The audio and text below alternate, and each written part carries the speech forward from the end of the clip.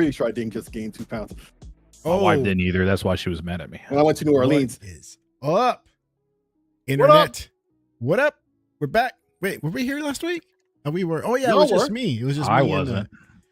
It was just me and the realist. That's right. The interrupters were not on. Yeah, he was able to speak the whole time. A lot. Yeah, he was able to. I said hi. Let out his feelings. Hold up, though. And I'm straight going to interrupt. Listen, you interrupters. This guy right here is King Interrupter, Mr. Low Key Interrupter, saying all types of fuckery. That is true. That is true. You're the King Interrupter, actually, low key. Yes, you are. Not. I stay quiet. No, he does it differently, Sick. What he'll do is he'll ask a question that has nothing to do with the topic, to just stop you right in your tracks, and you're like, "We're not talking about that." Yeah. It's like, why is he shifting here?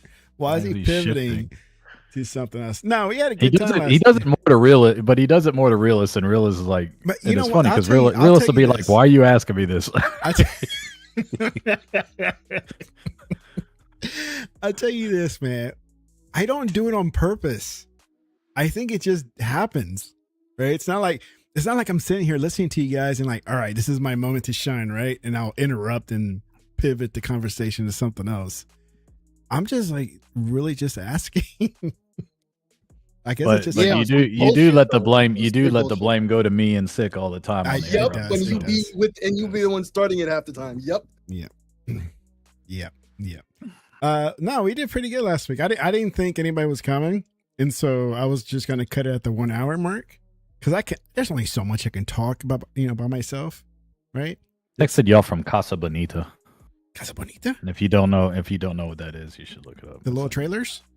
No, it's a restaurant. Oh. Like an old school. Oh, wait, it's like a restaurant with a waterfall in it. You ever seen South Park? Yeah, man. Casa South Bonita. Park, Even I know South about Park Casa Bonita. Yeah. Which by the way, I mean, food was better than I thought, but that was one of those, you did it once, so you don't want to do it again. I put it up there with me driving from Miami to the Keys. Mm-hmm. Did it once, don't want to do it again. Didn't realize it was that long of a drive. So it's like never doing that again. But yeah, we had a good talk. He was able to let out his feelings about gaming and everything he had to say that was been pent up because you guys keep interrupting him. Whatever. And this time he was able to speak his mind. Whatever. That motherfucker speaks his mind goddamn well enough because he knows how to bark at us real loud all of a sudden. All of a sudden to get his points off, right? All out of context too. like he doesn't jump in and dude, making a point that he forgets. You guys make us raise his voice though. He interrupting because you see, interrupting make me lose my train of thought and forget what I was actually trying to say, and then he'll jump in and be like, "But you were talking." Yeah, I can never finish my statement because you made me forget what I was gonna say. Yeah, but that's a dynamic though. Bunch of funny moments. Yes. Echoing. It's echoing. But no, it was good. It was good that he jumped in because, dude, it's echoing. Yeah, it's. I think it's good that he jumped in because you would have been by yourself. Go. See, I'm outraged. Gogo has to confirm our audio. Can you hear me, Gogo? Can you hear Tech? I'm gonna be like, let me put a check. Do you really want to? Do you really want to hear me? I think he can hear you guys. Okay, good. Because I know it was echoing just now. Can hear all. Okay, good deal. All right. I guess I had it correct on this. All right. I thought I had it muted on my end for me.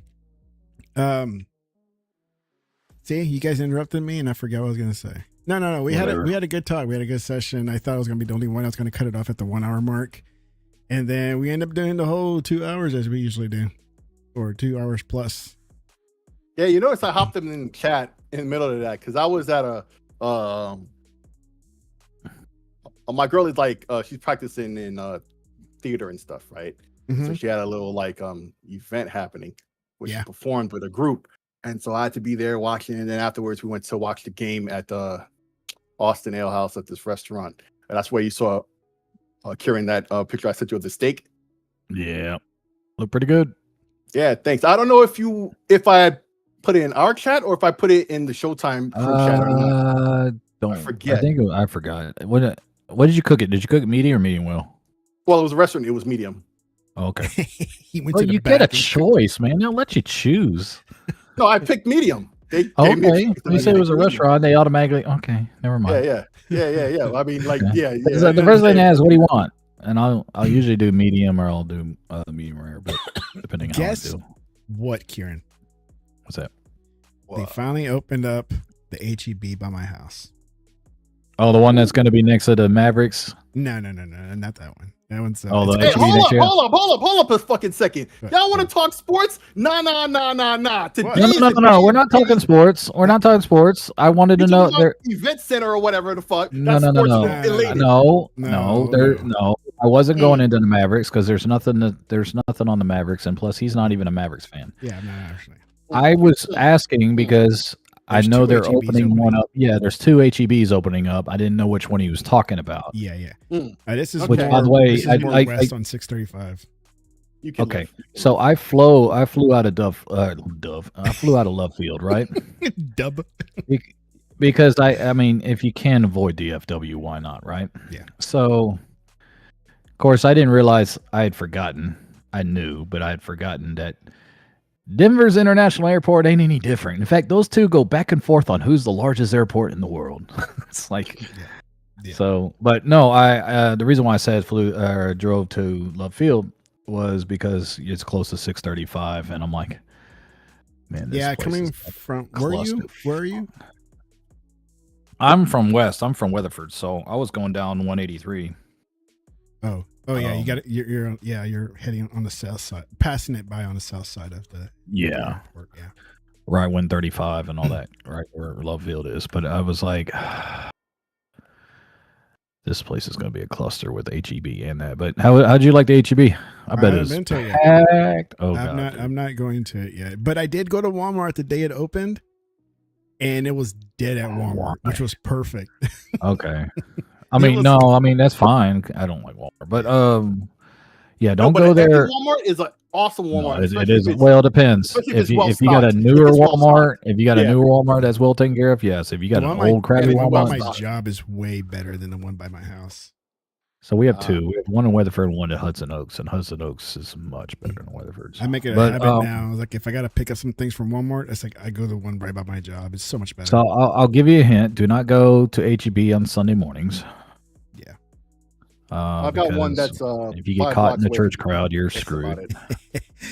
No, they had a news coverage here that people were camping out, trying to be the first ones to be in HEB. So they're building one. They're building one in Aledo, which I'm happy about because the one I go to, Aledo doesn't even have a supermarket, and they're about to get 2. And they're about to get an HEB and then a Super Kroger marketplace or whatever. Ooh. So they're about to get 2. So I'm hoping that all those people that come from there are just going to leave my HEB alone, and it'll be a lot less traffic. So we'll see. Yeah. But yeah, congratulations on HEB. There's some good stuff in there. Yeah, my wife already went the day of, and of course she did. My son was like, I want my barbecue. Can you heat it up? I'm like, okay. And I'm like, where's this from? Like, we went to HEB. And I was like, did you guys bring some tortillas? There, yeah.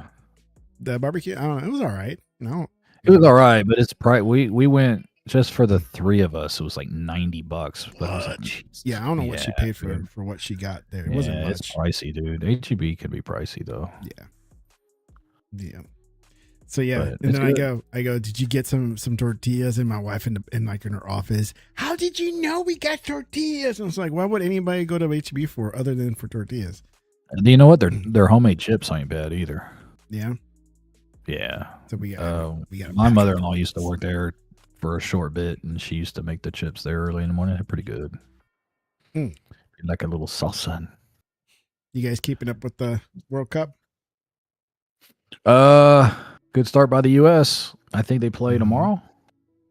Mexico playing tonight. Mexico playing tonight 8. Yeah, so about 45 minutes. I heard.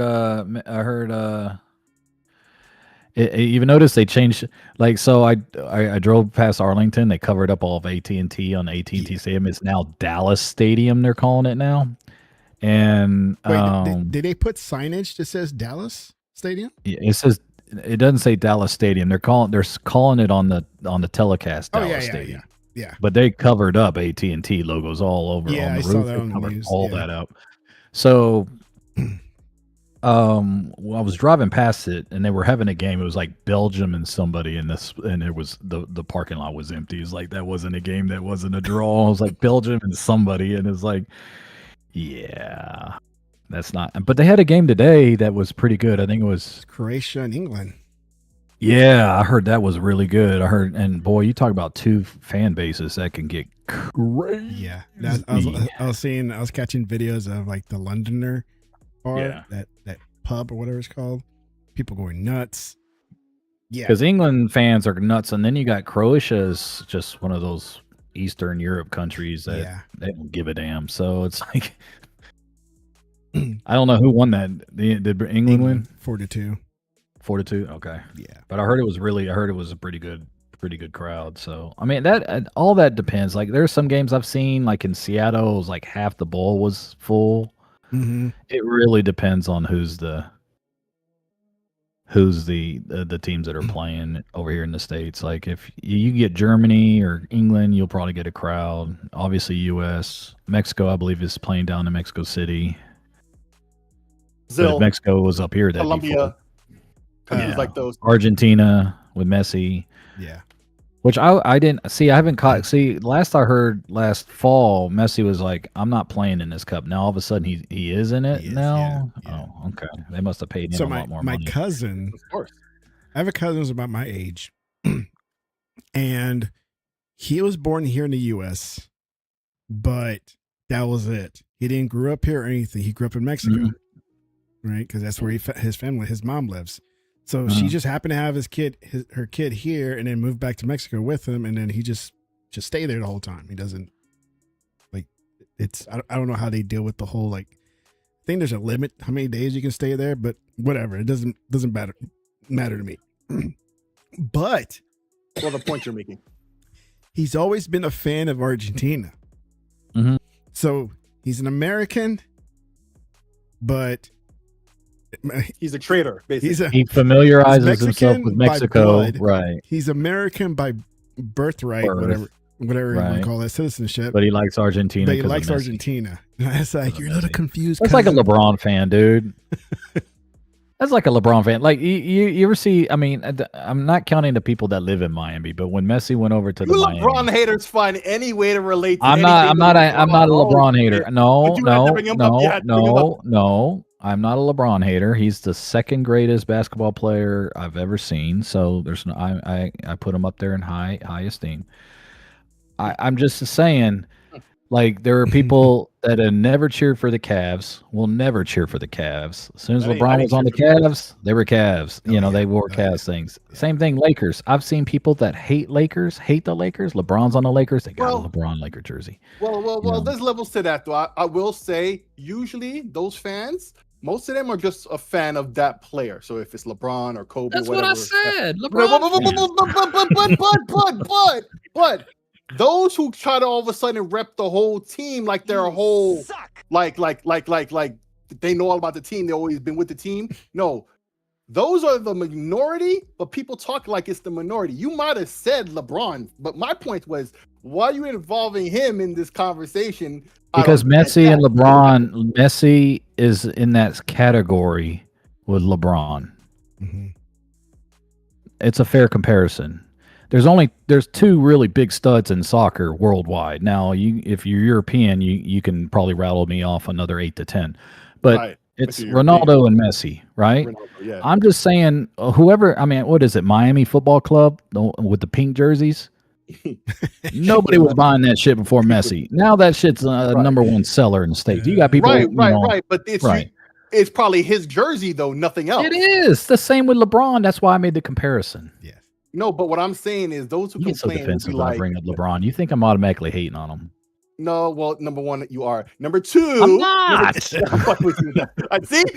hey, Tech, I can do it too, right? But anyway, no. But my point is, people talk like those bandwagon fans or whatnot are repping the whole team when it's really just that one player, right? It's just that situation. I'm not a Cavs fan. I know they fucking suck. They sucked ass, and what they did to LeBron when he left was fucking. I don't mean, oh, they burned his jersey, like the shit that was going on behind the scenes with his mom and all that shit.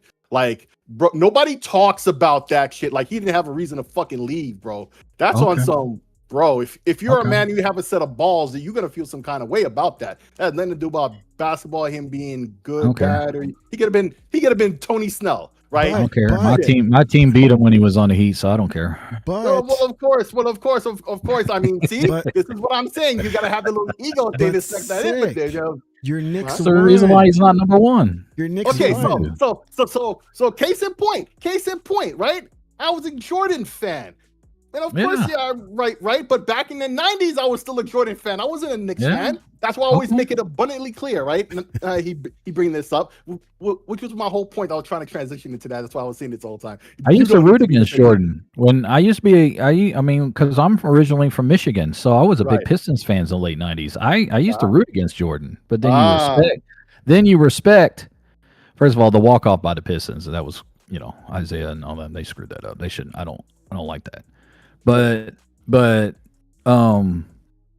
no, I mean, you got to call a spade a spade. Every time you root against a guy and he keeps winning, it's like, okay.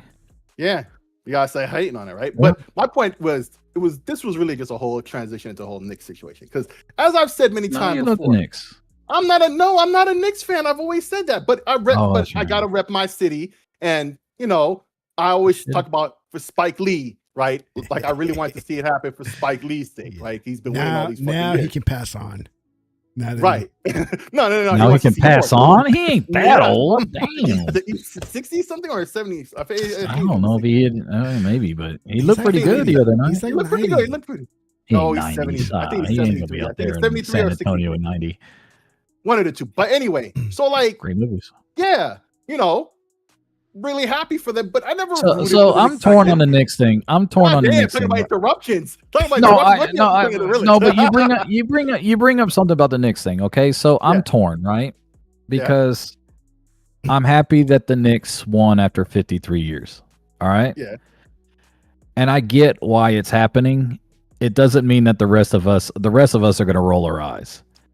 The NBA is going to milk the get out of this thing for all summer long, all fall, like even more than any NBA champion before. The mayor is doing that, bro. The mayor is doing it in New York. Okay, Mom Donnie milking, but everybody's milking it. Everybody knows what it is. Who cares? It's obvious. Like, I know, but even before they won the last game, right? That tip in to win.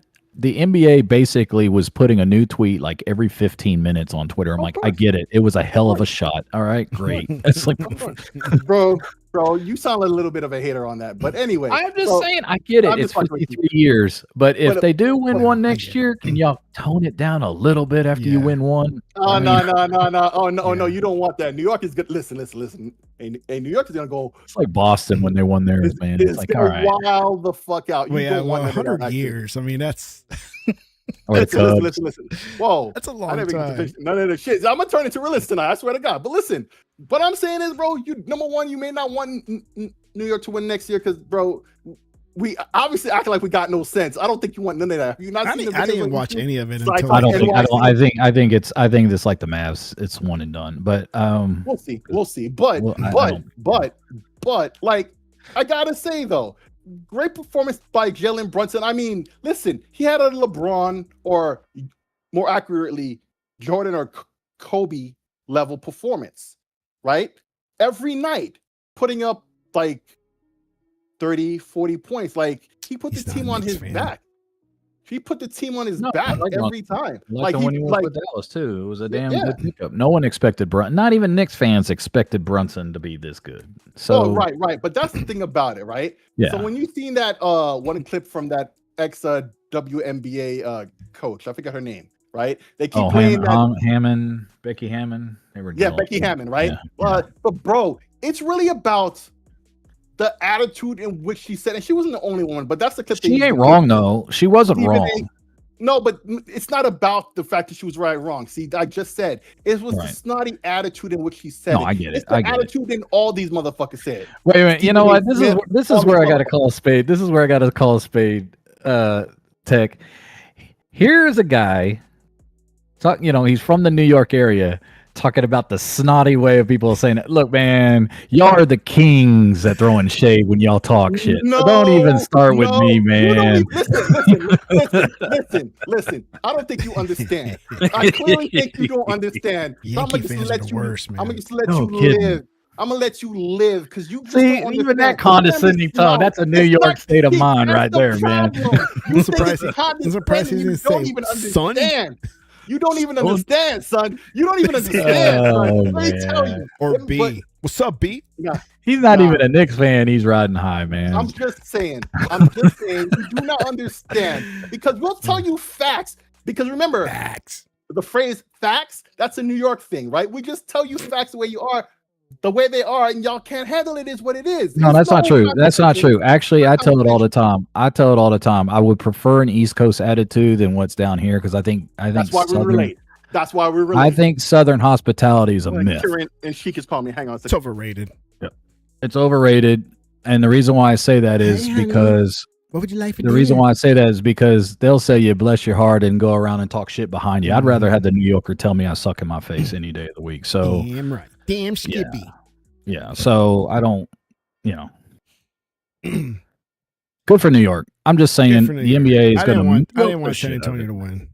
Well, I didn't either. As a Mavs fan, I didn't want it. I thought they were going to at first, and I apologized mid-series. I'm like, oh, Victor don't have it. Victor doesn't have that clutch gene. He ain't that closer yet. Now, he's still young.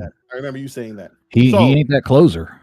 Okay, I'm going to have to interrupt on something else because the call was from Sheik because he wanted to come on the show. He was supposed to come on the show from a while ago. I don't know if you have his name already associated. Oh, Realist is here, by the way. I don't think he's not in the server, so. But he's welcome too.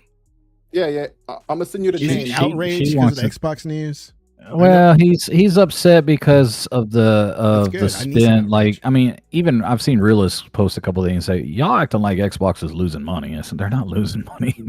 They're making a profit. But anyway, Google is outraged. That's his first comment. I'm outraged. Okay, hold on a second. How do I send him the link to the thing? Oh, you gotta unlock it. When does Microsoft talk about an accountability margin? You want to go back to that? Now that's the intro. Now that's the intro. No, Realist brought it up when I made the comment. He was like, because he knows what I think about this. So okay, that's earlier. But the only other time that I've heard them talk about an accountability margin the way they are is during the Activision trials. Yes. So they're using that term for a reason. Then you hear Asha saying that they're going to restructure, they're going to reset, they're going to start buying third-party exclusives, and they're going to start to look into mergers and acquisitions. They're using this verbiage for a reason. But people want to pick it apart. But I really got on. I wanted to kind of say something before y'all brought Sheik in, because I'll go back to being quiet, because I don't know if he's going to come in. I don't know how he's going to come in. His Sheik is going to come in like a ball of fire. Yeah. But check it out. First off, I want to say F the Knicks. Okay. they were lucky, right? And then you overselling Jalen Brunson. The only reason why Jalen Brunson looked good is because they won when he was shooting 30%. Okay, he didn't have a good game until the closeout game is when it mattered because they were down every game. Mm-hmm. He almost shot him out of the game. But I don't understand how my young Bucks decide that they're going to be young in the finals. Yeah. I'm just saying he had a great performance. They beat the best team. He had a good performance. But you talking he putting the money back on the bull crap. He did. Literally did. Bull crap, man. You can't put a team on your back shooting 30%, bro. But he did it anyway. What are you talking about?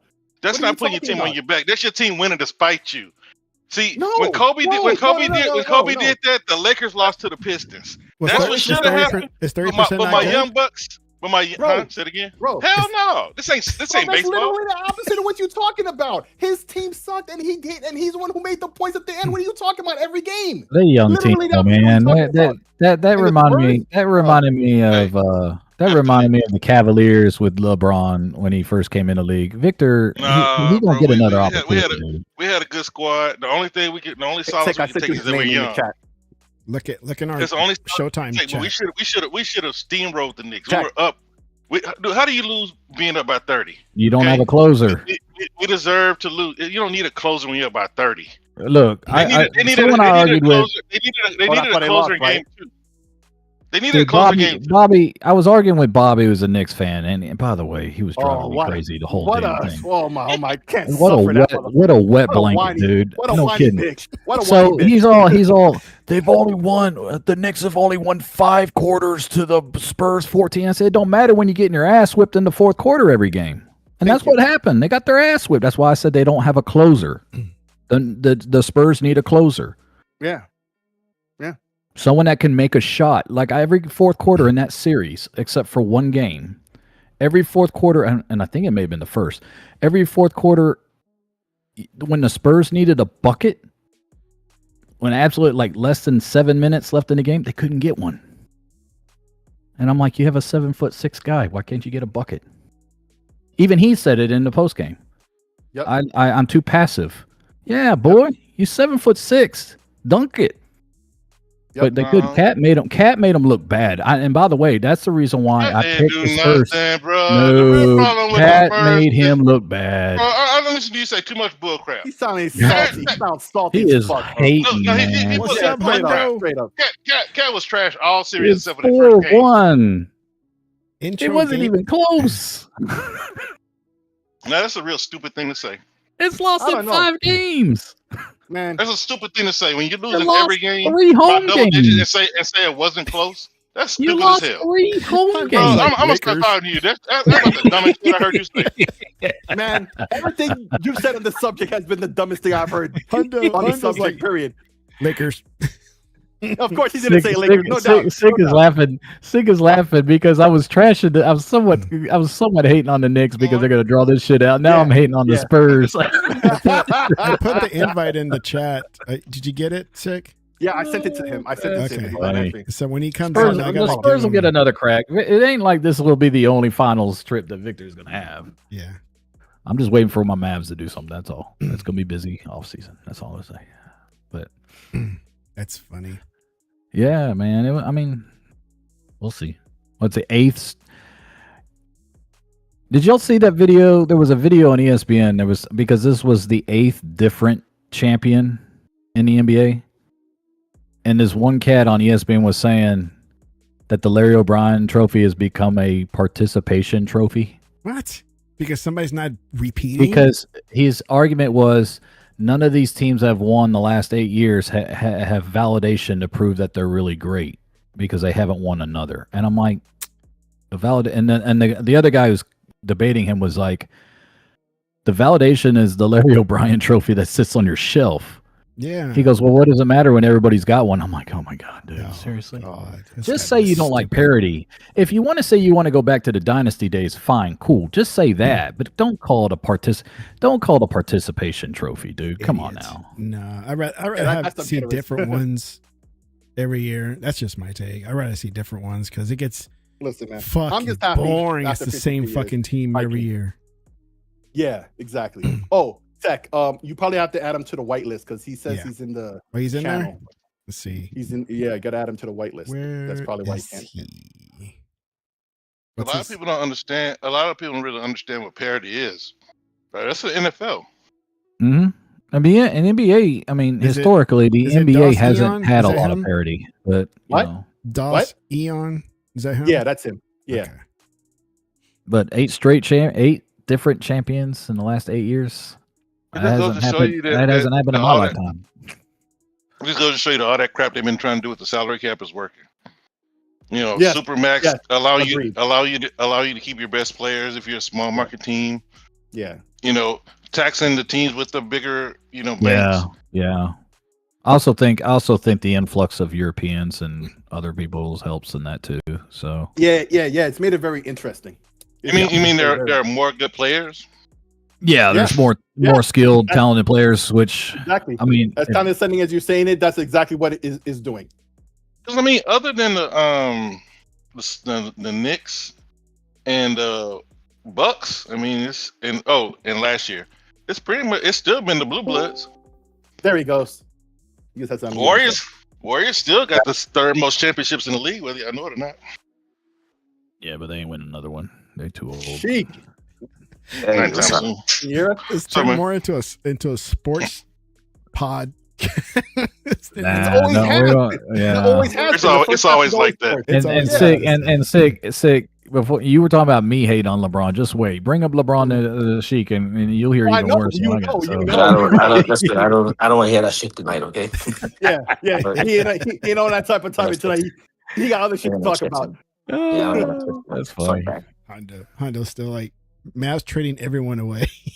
Yes, they are. Dude, they got so much cap space. They're gonna be trading, signing. They got the draft pick. I don't know what they're gonna do with that. They're gonna build that thing around Coop though. Y'all in They good gotta shape, build it man. quick. I like the direction you guys are heading in. Y'all in I good like shape. look, I was concerned until we found someone dumb enough to take AD off of our hands because we were dumb enough to take it off the Lakers' hands. I told you, be patient. You wasn't listening to me.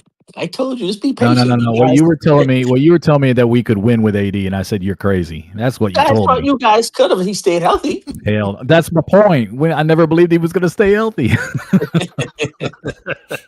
He was perfect for the Mavs. Leave it to Washington. We get a $28 million like capex or salary cap exception too for that trade. So it's like cool. Yeah. You guys. Now Washington. Now the rumors are Washington is trying to shop him. Oh wow! Because he wants to sign a new max deal, and then Washington's like, "What? What max deal? You haven't played in like 30 games in the last 3 years. You want a max?" He just wants to cash in, huh? That's all right. I heard the rumor yesterday that LeBron's looking for another max deal too. So I'm like, really? He talking fuck. That's what he's doing. He can get money, but he can't get max. That's Hondo's guy. He's all like Lakers. He can't get max. Well, no. His name is 100 Kobe. So he one of those Kobe weirdos. Oh, he's a Kobe weirdo? Yeah. Like Hey, all y'all his don't usernames are like listen, y'all Laker don't player disrespect names. Kobe. Don't disrespect Kobe now, okay? But We're not disrespecting Bro, Kobe. We're just saying he's a homie stan. He's a Kobe Oh, stan.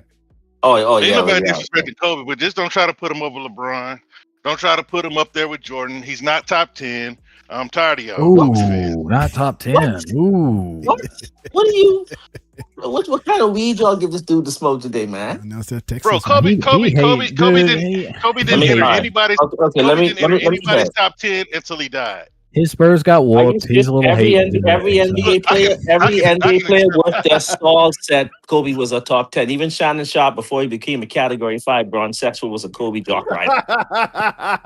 Okay, stop it. Facts. Stop it. Ain't nobody put Kobe in their top 5, bro.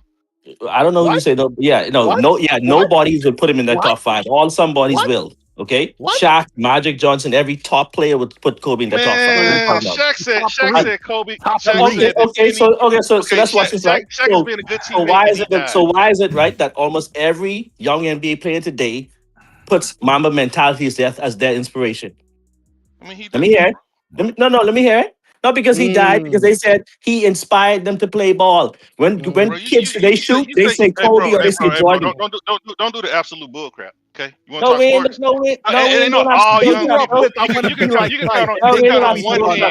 can count on one hand Tatum and Kyrie Irving. What? Who else? SGA? SGA is the one who says a point blank all the time. Damn. I never heard him say it. You never heard him say it? Are you serious? Bro, hold on. Wow. Where my next phone is, man? Hold on. Where my next phone is, man? Man, this conversation became about a team that I hate. Okay. Absolutely. Listen. But we know we got a lot of Laker haters in the world. All right, so we got a lot of give a little bit of Yeah, grace I'm to sorry. them My usual because they panel. won after all these years. Listen, the Lakers are still the greatest. Kieran? NBA franchise in history, and y'all just gotta accept that. That's just what it is. I hear you guys always talking about Cheek, Who got the most titles? but I don't know who he is. So give me an Keep introduction. talking about what? Keep talking about what? So you guys always talk about Sheik every week. Oh, yeah, the right. Sheik. But okay. I'm unaware of him. Other than you guys talking about him. It's So- always been great. allow me. I did not know that. Sheik. So we need to So, introduce allow me. you to So Sheik. who is Okay. he? Tell me a little bit about him. So allow and then we're me. good. All right, I'll This let is you go, our homie Sheik. Sheik. He came up with the name Black Air Force with our group there on Twitter when we used to do the spaces, right? Yep. So yeah, we all met up we all clicked up, and it was his idea for us to click up and do a show of our own. And so, we bring together a mentality of, we've watched this industry for way too long to let other motherfuckers who don't know what the fuck they're talking about to explain this industry to all the other sheep, right? We've been there, we've done that, we've seen it since we were little in the 80s, right? Like, who the fuck are most of you to talk to us like you know more than us? Because you damn sure don't. That's just a fucking fact. Trust me, we've been through wars with countless people who thought they knew more than us, and they all failed. Our names is still on their tongues daily. Apparently, I'm on that Discord still. Still, they have a whole Discord talking shit about us. Still, well, guys, Techno and TEKNOBLAST is good, and Reels. It's good to finally be able to connect with you guys. Sick those been trying to get me on this for more than a year. I'll be honest with you guys. I've not talked gaming as much as I wanted to because I've been dealing with this fucking orange idiot we got in the White House.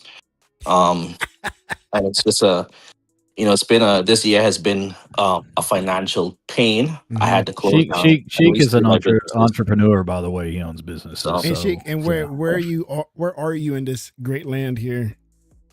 I'm in Miami. Oh, okay. He's in a swamp, man. I'm in the swamp. And the funny thing is, the swamp is on fucking fire right now. So we literally have a massive fire in the Everglades right now. So it's crazy. Yeah. But it's crazy right now, bro. Did you say how that started? Lightning strike. Oh, lightning. Yeah. But yeah, I mean, I'm in so basically I'm in finance, defense, politics, real estate, ranchship. What am I not in? I mean, that's basically, I guess, the best thing to ask. You like long walks on the beach? Crypto. On Sundays for sure, yeah. Yeah, when my wife could actually get me at the house, Yeah. He collects snakes. Yeah, I actually have I breed snakes. I have about 75 ball pythons. I don't know how his wife hasn't killed him yet, but he's still here. So no, she actually supports the business. Yeah, I got one of them yesterday. By the way, so you showed her the dollars of how much those things are worth when you breed them. Exactly. Right? There you go. She was like, "Oh, do you head out to Calle Ocho to get the chickens to feed the snakes?" No, I feed these rats, man. Yeah, they feed rats, and I named them after PlayStation games. Nice. So yeah, after PlayStation games. Yeah. The rats that are. You might have more snakes than PlayStation. I didn't know that. He names the rats after PlayStation. I did not know that part. Wow. I did not know that either. I said, "What are you gonna do? They don't put out many games. Well, you run out of ideas." He's using PS1 games for now. You guys, y'all know those. Y'all know those Sony PlayStations are gonna be pissed by us saying this, right? Oh, he's calling our games rats. I had if you on Twitter today, I had someone posts. I quoted on them. They're like, Xbox media. There's no media bias with Xbox. What? And if there if there is, it's because Xbox hasn't produced any games. And I'm like, I'm not the only one. A lot of people busted his ass to it. I'm like, dude, they produced more games this generation they did the last. I'll be honest with you, right? Because Six said to me, "Oh, you're back in the block." I'm like, bro, I'm gonna post on the business shit, and then I'm not gonna see. The problem is when you engage these idiots and they continue to go on and on and on. Because last week I decided, let me tackle this nonsense that Jazz posted. Because I saw everybody was quoting that article, and the problem is what I have with Jazz's article is there's a lot of hypotheticals, and then there's a lot of hearsay. Oh, I heard this, or this person said that, and there's a lot of conjecture. And then there's nothing that's speaking to the actual finances of Xbox. And the thing is Microsoft doesn't really list Xbox financials per se. So for people to say Xbox never made a profit, that is a complete lie. Xbox has made profit. Has Xbox made the profit that Microsoft wanted? No. And the problem with Microsoft is they have this culture where you have to be posting double digits every fucking quarter for them to be satisfied. They have this insane culture. Now, when Satya took over in 2013, at that point, I want you to remember, every analyst was saying Microsoft was dead. Oh, and Obama's gone. What is Satya going to do? Keep in mind now, Satya is the one who grew Azure to what it was today. Mm-hmm. Yep. So when he took over, you saw the meteoric rise of Microsoft. Yeah, So this Xbox hate isn't really Xbox to say. Xbox is a casualty of war catching stray bullets for Microsoft. Microsoft itself has been hated for years. Since the 90s. Yeah, since the 90s. 70s actually, but especially in the 90s when it really got bad. Yeah. But I want to touch up on something that Sheik said, because you said that Xbox hasn't been making the profit. Basically, you're hinting at they're not making the profit margins that Microsoft wants, which is true. Right.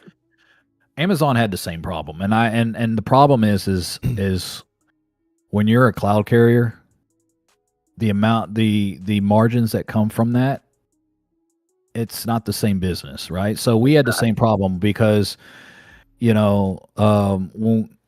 AWS is making hand over fist cash, right? Like the profit margins are insane. Now, when you compare that to Prime, or you compare that to FBA, or even the retail section, the margins aren't not near as fast. And that's the expectations that are not realistic that C-suite executives put on us at the time.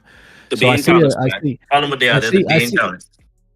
see a lot of the same thing with Microsoft, with Xbox. Gaming has never been a high profit margin business, not anytime soon, and it never has. Because and the reason why is because, as much as we say the game prices have gone up, it hasn't gone up in pace with inflation.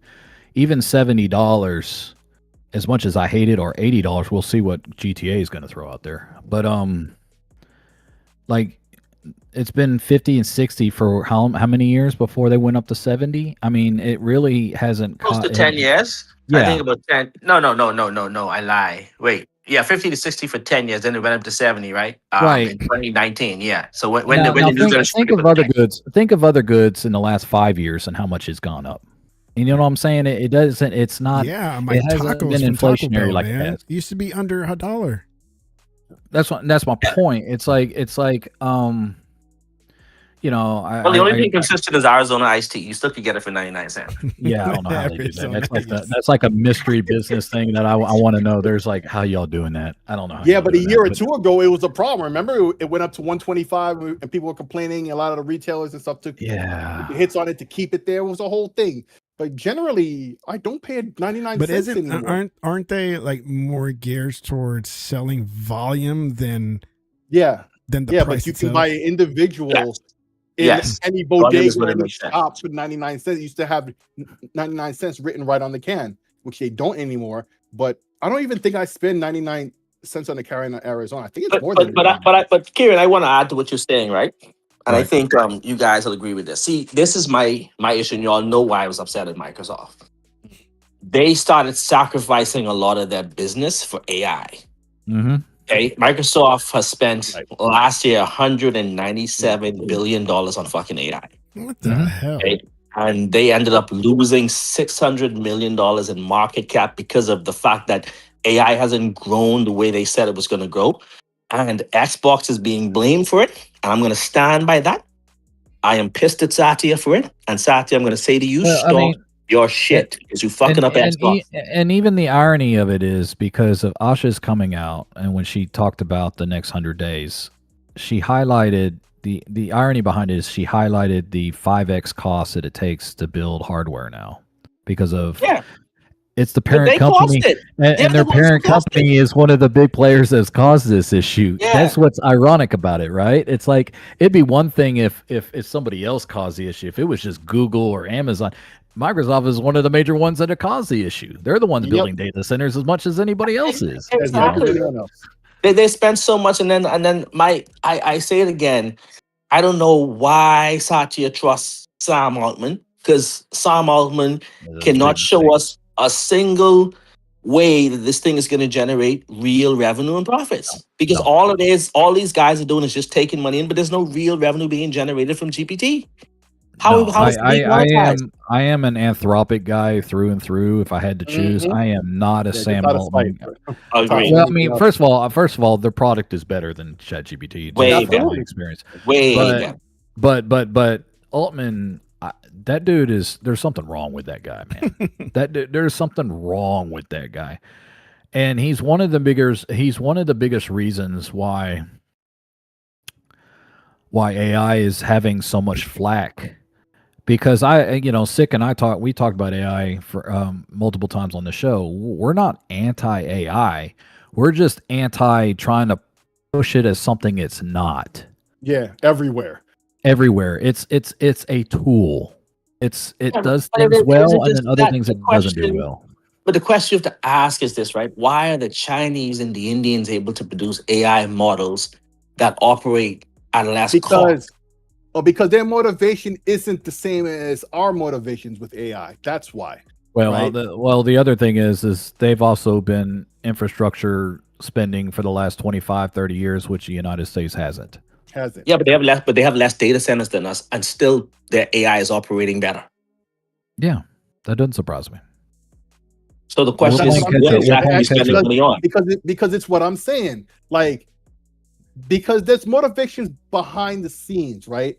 And your results are only as good as your motivations, right? And there's other factors as well. But I mean, that's a key factor in anything in this life, right? And their motivations are very different. Well, profit. It's not even that. I mean, it is that, but there's a problem right now with U.S. finance, and you'll understand what I'm saying. Yes. There's a problem. There's a problem with U.S. finance, and the reason why is our market is so overbloated because we value stuff based on projection and not actual. The problem with that is projection very rarely comes true. So, for example, SpaceX that just came out, biggest rug pull in history. Biggest rug pull in history. I mean, people are bending over backwards to buy into it. People ask me. I bought. I would wait. Honest, I bought some. I did buy some. I would wait because I'm like, first of all, I waited. When they said they dropped the retail price, I think what was it, 2,000? I'm like, okay, I'm waiting because y'all are gonna be left holding the bag if you buy it.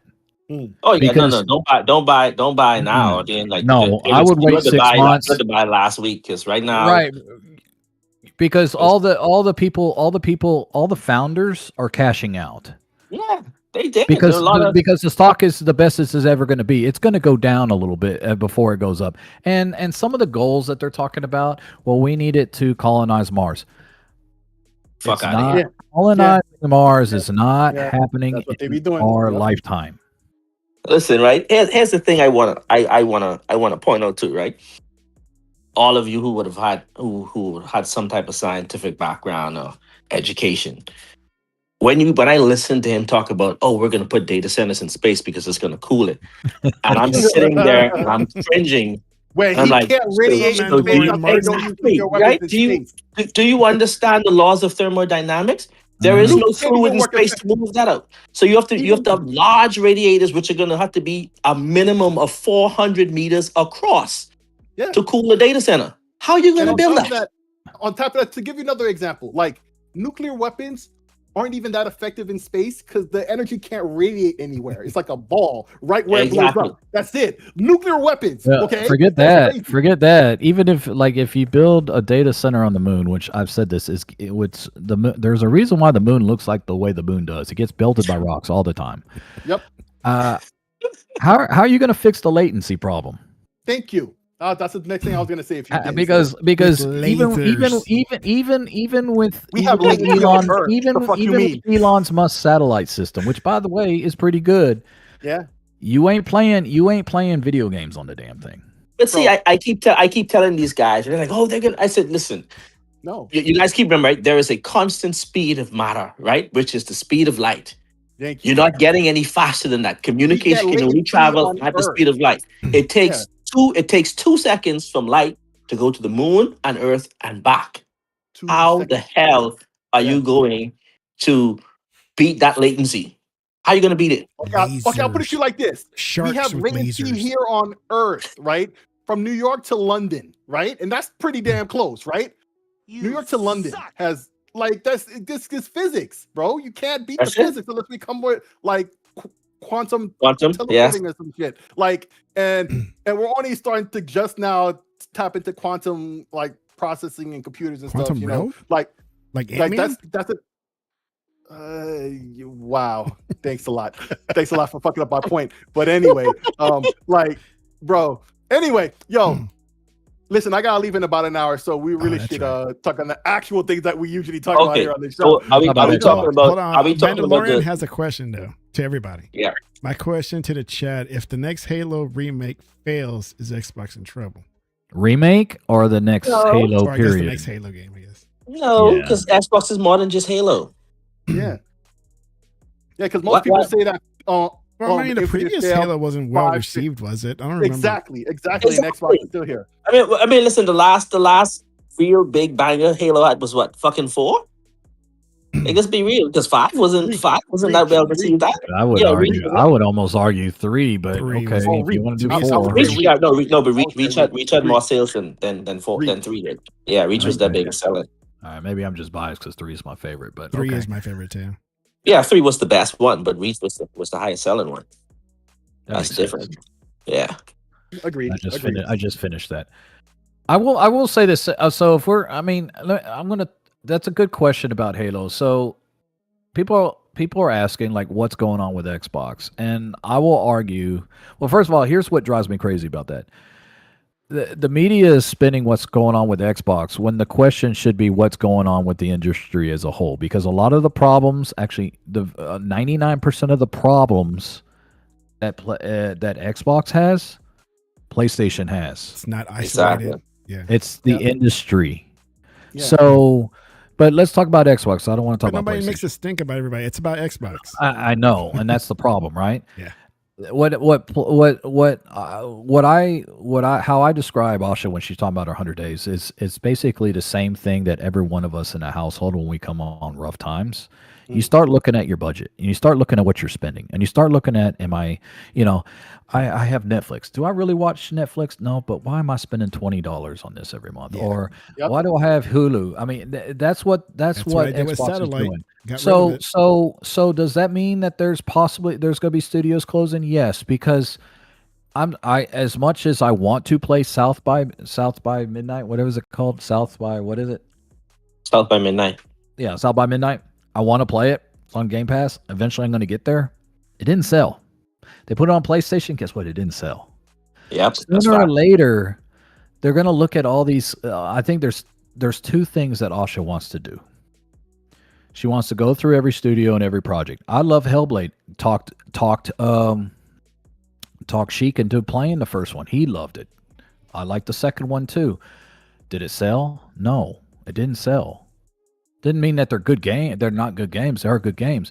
Xbox, at the end of the day, same as PlayStation, they want to make games that sell. And PlayStation has a problem because they're not selling as many games either. That dudes don't even play games. That's the thing about it. They don't even play games. Their CEO said they have a box that doesn't have games. What does that tell you, bro? And so what I think Asha's doing is she's looking at the whole budget. What's the ROI that we've had? She's going to streamline some things as far as what I also think what she wants to do, and this is maybe where her expertise with AI is going to help with that. And I don't want anybody jumping into hoops. They're not talking about AI as an art form to replace people in developing games, but how to shorten that development window for Halo games, for Gears games, instead of 6-7 years to maybe get it back down to 4 or 5. And because that's the issue with Halo that a lot of people are frustrated about, right? Because it's really it takes too long for a game. It takes too long for them to make a Halo, and everybody's like, good Lord. So if a Halo doesn't do as well, which by the way, I think the last Halo, most people I've talked to who played the last Halo, they said it's actually a pretty good game. Yeah, that was a good that one. I mean, it was Halo Infinite. It was, I've heard most people I've talked to who played Info, they said it's a good game. They even it said was the online thing that people got pissed off about. Yeah, it was the online, and they made it clear too back then too that it was a multiplayer, not the single player. That was the issue. But I've also said that Halos is one of the toxic fan bases I've ever seen in the world. Oh yes, it is one of the most toxic fan bases. But again, I think what she's looking into is shortening up the development time for these games. Stick with games that are known to sell. I mean, and if you can use AI to shorten that window to make it more efficient on the development end, that's what they're going to do. And you know, instead of Phil Spencer's way of, because Phil Spencer is a developer, right? He looks at it as an art form, which by the way it is. There's nothing wrong with that. But Phil Spencer's more likely to greenlight a South by Midnight than someone on the outside who's trying to turn it around business wise will be. But here's the thing about a South by Midnight, right? I think the issue with that is in the fact that it didn't sell. The issue is what it cost to make the game. Let's look at Hellblade, right? Yeah. Hellblade was made on a AA budget, not a AAA budget. Well, I don't know about Hellblade 2. Hellblade 2 got a considerable more money than Hellblade, but you're right on Hellblade. It did, right. but it still wasn't as expensive as most other games. So the question is can we make games that are great, that people can play and enjoy and pay for, but is also less expensive? Can we do that? And it's been proven that it can be done, right? With other games. Exactly. So the point is we don't need to have these massive $300-400 million budgets, because it's when you think about it, what's blowing up the budget that's costing like, is it the personnel, like their pay is too much? I think it's a combination of personnel, but it's also a combination of, like, a lot of times these games come out with very little direction, and they're always changing mid-cycle. So there has to be strict schedules to say, listen, this game is going to come out. You have to bring this game out at this particular time, and we need you to have this story in place before you're moving forward. I mean, look at how many delays they've had. Look at how many delays they've had. Like, I mean, people are like, yeah, cool, delay Fable. It'll be better in the long run. Okay, that's true, but it costs more money to do that. Exactly, because you got to pay those staff on that. You got to pay overhead. You got to pay development, and you're not like Grand Theft Auto. Everybody plotted, they postponed it twice. That cost them a lot of money to do that. Yeah, it did. And people don't realize that. Here's a few comments from Mandalorian again. He likes you guys. Kieran, I think if Xbox Helix fails next generation, I think Xbox is done. I think PS6 will sell better. Hold on. Because I've seen many Xbox players get disappointed in Xbox and go to PlayStation. Thoughts on it? Well, if you're going to say that PlayStation 6 is going to sell more than Helix, I would agree with you. But I would also tell you, if you think you're selling 90 million PlayStation 6 like you do with the PlayStation 5, you're crazy, because it's not going to sell as much. Yeah, with the current prices. Almost every generation of PlayStation, except for 4, has gone down. People want to talk about the success of the PS5. Not you, but PlayStation just passed the sales for PS1. Let me repeat that again. They just passed the sales for PS1. They're still 20 million down on PS4. I don't see them selling 20 million consoles for GTA 6 because of the prices of the consoles that are now. And these consoles, PS6 is going to be $700, $800, $900. They're going to keep it below $400. Helix, the rumors anywhere from $1,000 to $1,200. No, the people that are buying multiple consoles for a few games, it's not going to happen. I think dramatically PlayStation 6 50-60 million max if the cost is going to keep going the way it is. But here's the thing, I think, Kieran, what a lot of them keep missing, right?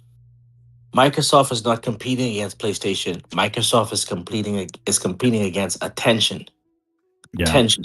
If you pay attention to what they said, we have to be able to get the thumbs and the eyeballs. How do we get more eyeballs in? And I keep telling people, Xbox is more than just a console. Xbox is an ecosystem, and we got to stop thinking that. Yeah, console sales matter, right? But guess what? Look at it this way: Xbox has sold less consoles than PlayStation, yet they're not that far off in revenue. Nope. So if Xbox actually sold the amount of consoles that PlayStation sold, Xbox would have blown them out of the water in revenue. Yeah. So software sales and user monthly active users are what matters.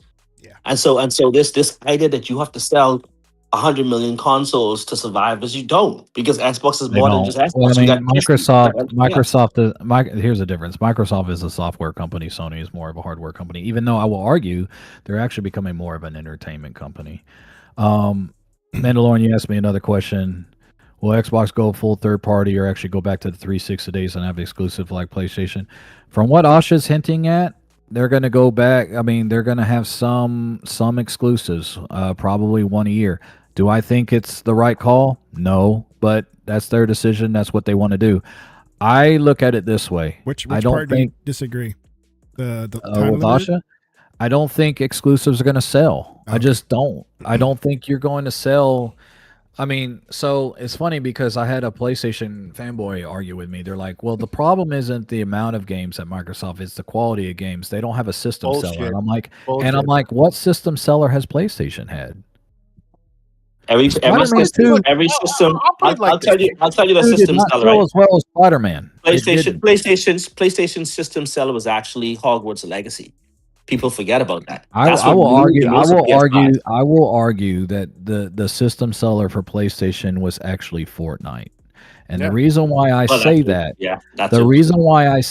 is because the one edge that PlayStation has over Xbox is if there is a competitor for to not buy a PC, the cheapest option to play Fortnite on anything that's cheaper than a PC with a controller in hand is going to be that PlayStation. Now the question is, isn't it the Series S?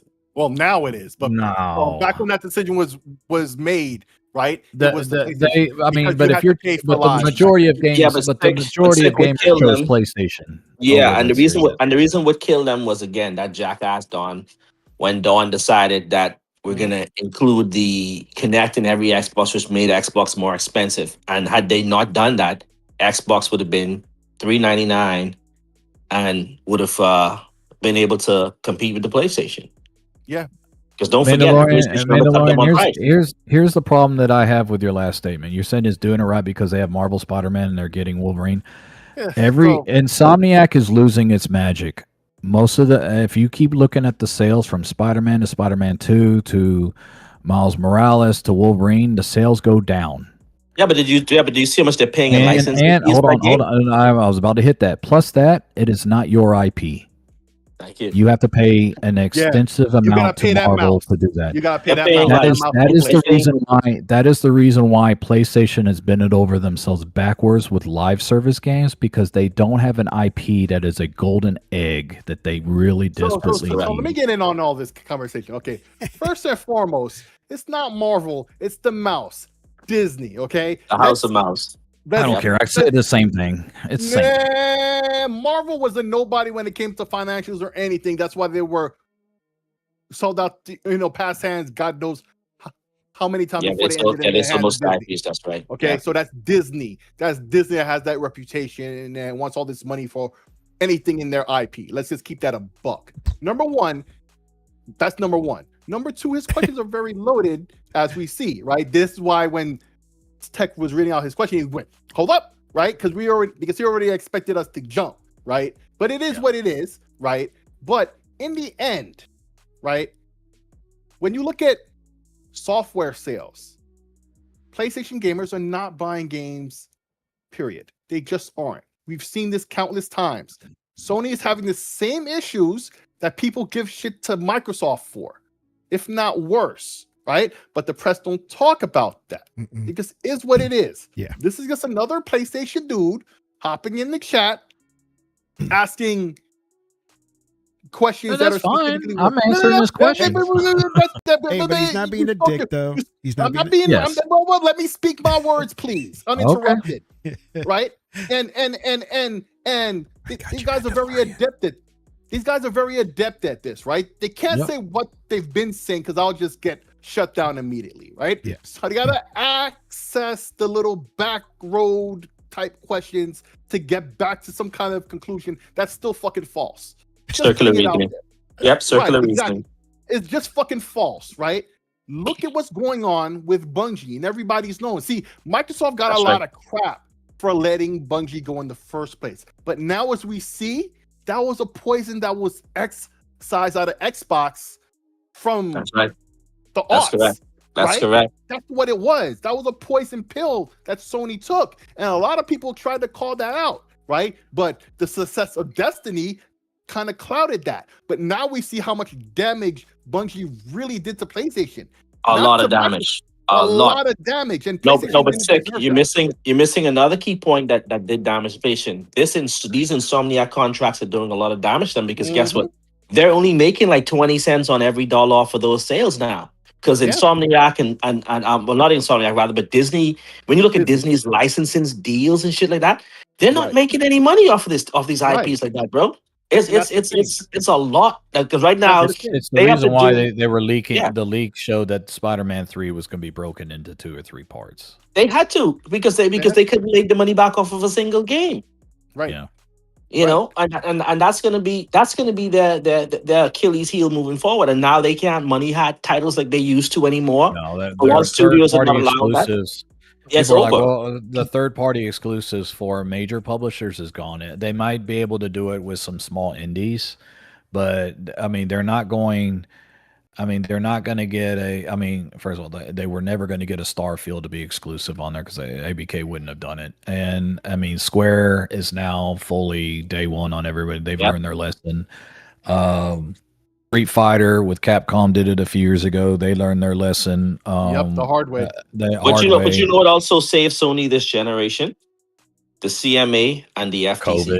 COVID. No, but not just that. COVID did. Yeah, COVID did, but also they had a friend in Lena Khan and in the CMA that kept Microsoft at bay because it allowed them to money hard games while they played victim when it came to ABK, because Microsoft went for the jugular. And had Microsoft been able to close that ABK transaction when it wanted to, a lot of things would have been different. Yeah. That's the biggest problem, and I was a PlayStation guy from the beginning. I've owned every single console on PlayStation in my household. The problem with PlayStation is they don't offer as much value. They just don't. They don't. And people are like, "Oh, that's not what value do they offer?" Their PS Plus is not as good as the competition. Trash. Absolute trash. You don't even get CD on PlayStations anymore. You can get some good third-party games, but usually they're the same third-party games that's on Game Pass. I mean, you don't even get your first-party games until like a year or 2 after the fact, which is I don't know why you would subscribe. I have premium, and I know.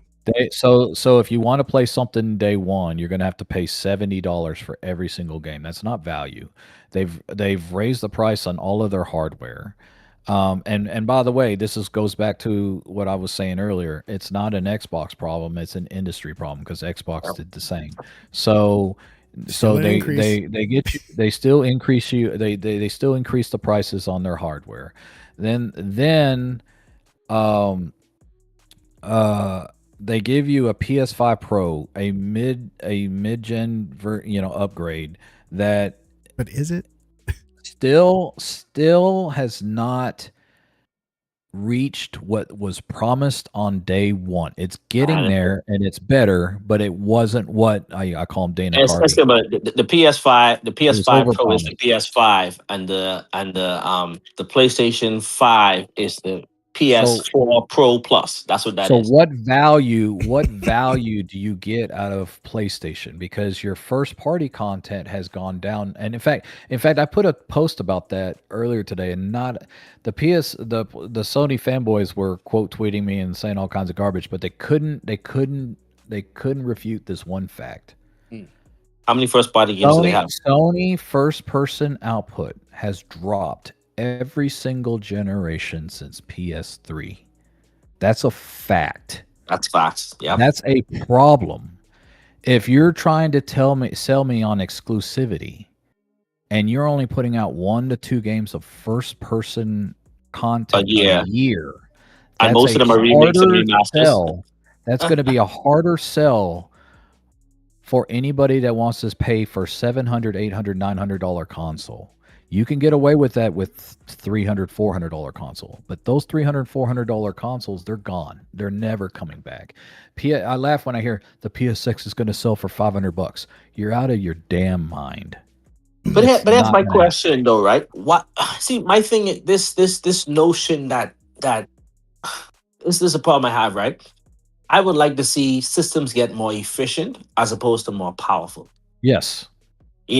Why do we need to push graphics any further than they are right now? You should. I'm playing on my Rogue Ally. How long have we been saying this? I'm playing my Rogue Ally on my 1080 Rogue Ally. I'm fine with it. I mean, this generation should have been a 1440 generation, not a 4K generation. I'm not even interested in spending $1,500 or whatever is going to be for the OLED version of the Rogue Ally X. I have no interest. It just makes no sense. And I think that people say, but Microsoft's going to make a weak console. Well, look at what Nintendo did.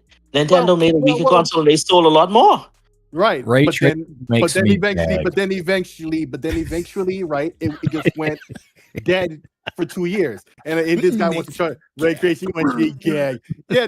Oh, that's like saying, chromatic aberration. You put that on and blur. Like motherfuckers who don't even know anything about that shit. But whatever. But listen, it's like I blame Digital Foundry is the problem for this bullshit right now, Right. But when it comes to that OLED, right, of the ROG Ally, right, you have to consider, number one, the Rampocalypse, right? That's a major factor. It wouldn't have been as expensive if it wasn't for that, right? Number one, because look at the Lenovo, the Go 2, right? That also has that OLED, and that was at the beginning of the Rampocalypse. It was kind of expensive, but not that much more than we're seeing with stuff that's not OLED now. Look at all those Intel handhelds that's right on the way, right? Like the MSI Claw. Right? That's not OLED at all. That's still LCD. That's the same LCD they've been using on the last one, right?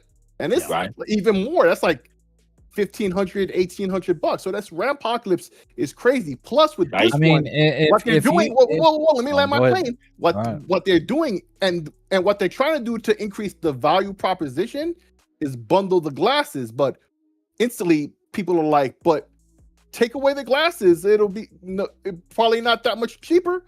Probably not that much cheaper because people are theorizing what 2,000, maybe 2,200 for the bundle because you can't get the handheld without the bundle, at least early on, right?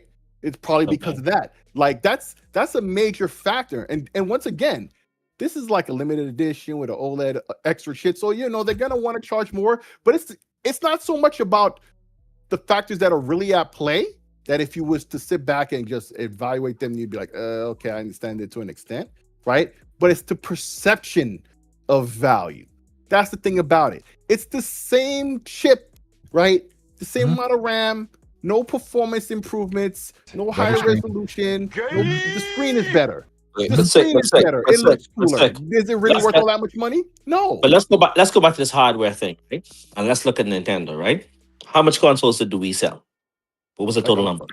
Like 100 something, I think. Okay. How much did the Switch sell? Oh, geez. Broke PS2 record, so 160. Yeah. Okay, right?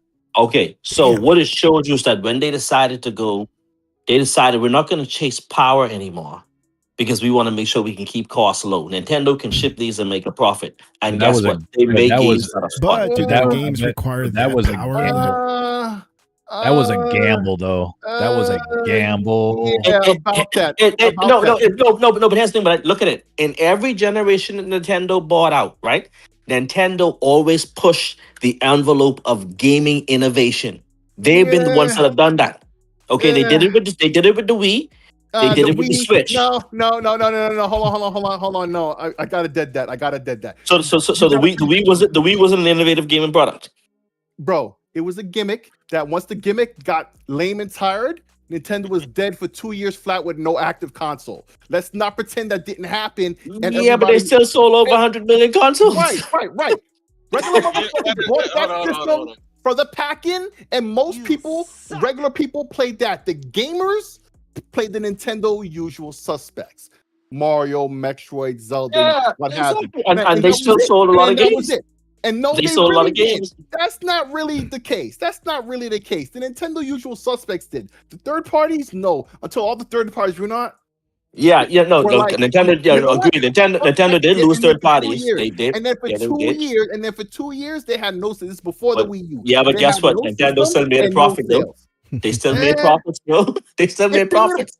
If they made a profit, why did they almost lose their heads with the Wii U? Nintendo was almost out of here. The Wii U was garbage. Yeah, the Wii U was garbage. But if they had made that much profit, they should have been able to survive that whole generation until the Switch with no issue. But they didn't make that much profit. They didn't make that much profit. At the end of the day, right? They still sold 100 million consoles, bro. You can't run away from that. Profit, sure, but you can't run away from the fact that if they made that much profit, they would have been able to survive the times of the Wii U. Yeah, but they really didn't. But that's the if they wasn't making the profits, they wouldn't have been able to develop the Switch, bro. They didn't develop the Switch. Nvidia did. That was the tablet Nvidia was going to put out, and Nintendo was like, let's get that. He's basically saying they had the money to put up for it. But that was a Hail Mary because you got that was a Hail Mary that they took from Nvidia. They got to remember that they got rid of the handheld at that point. So it was all in on the Switch. So what they did was, look, and you knew, but I say this all the time, broken record. If you count handhelds and consoles for Nintendo, they win every generation. Okay, so that's right.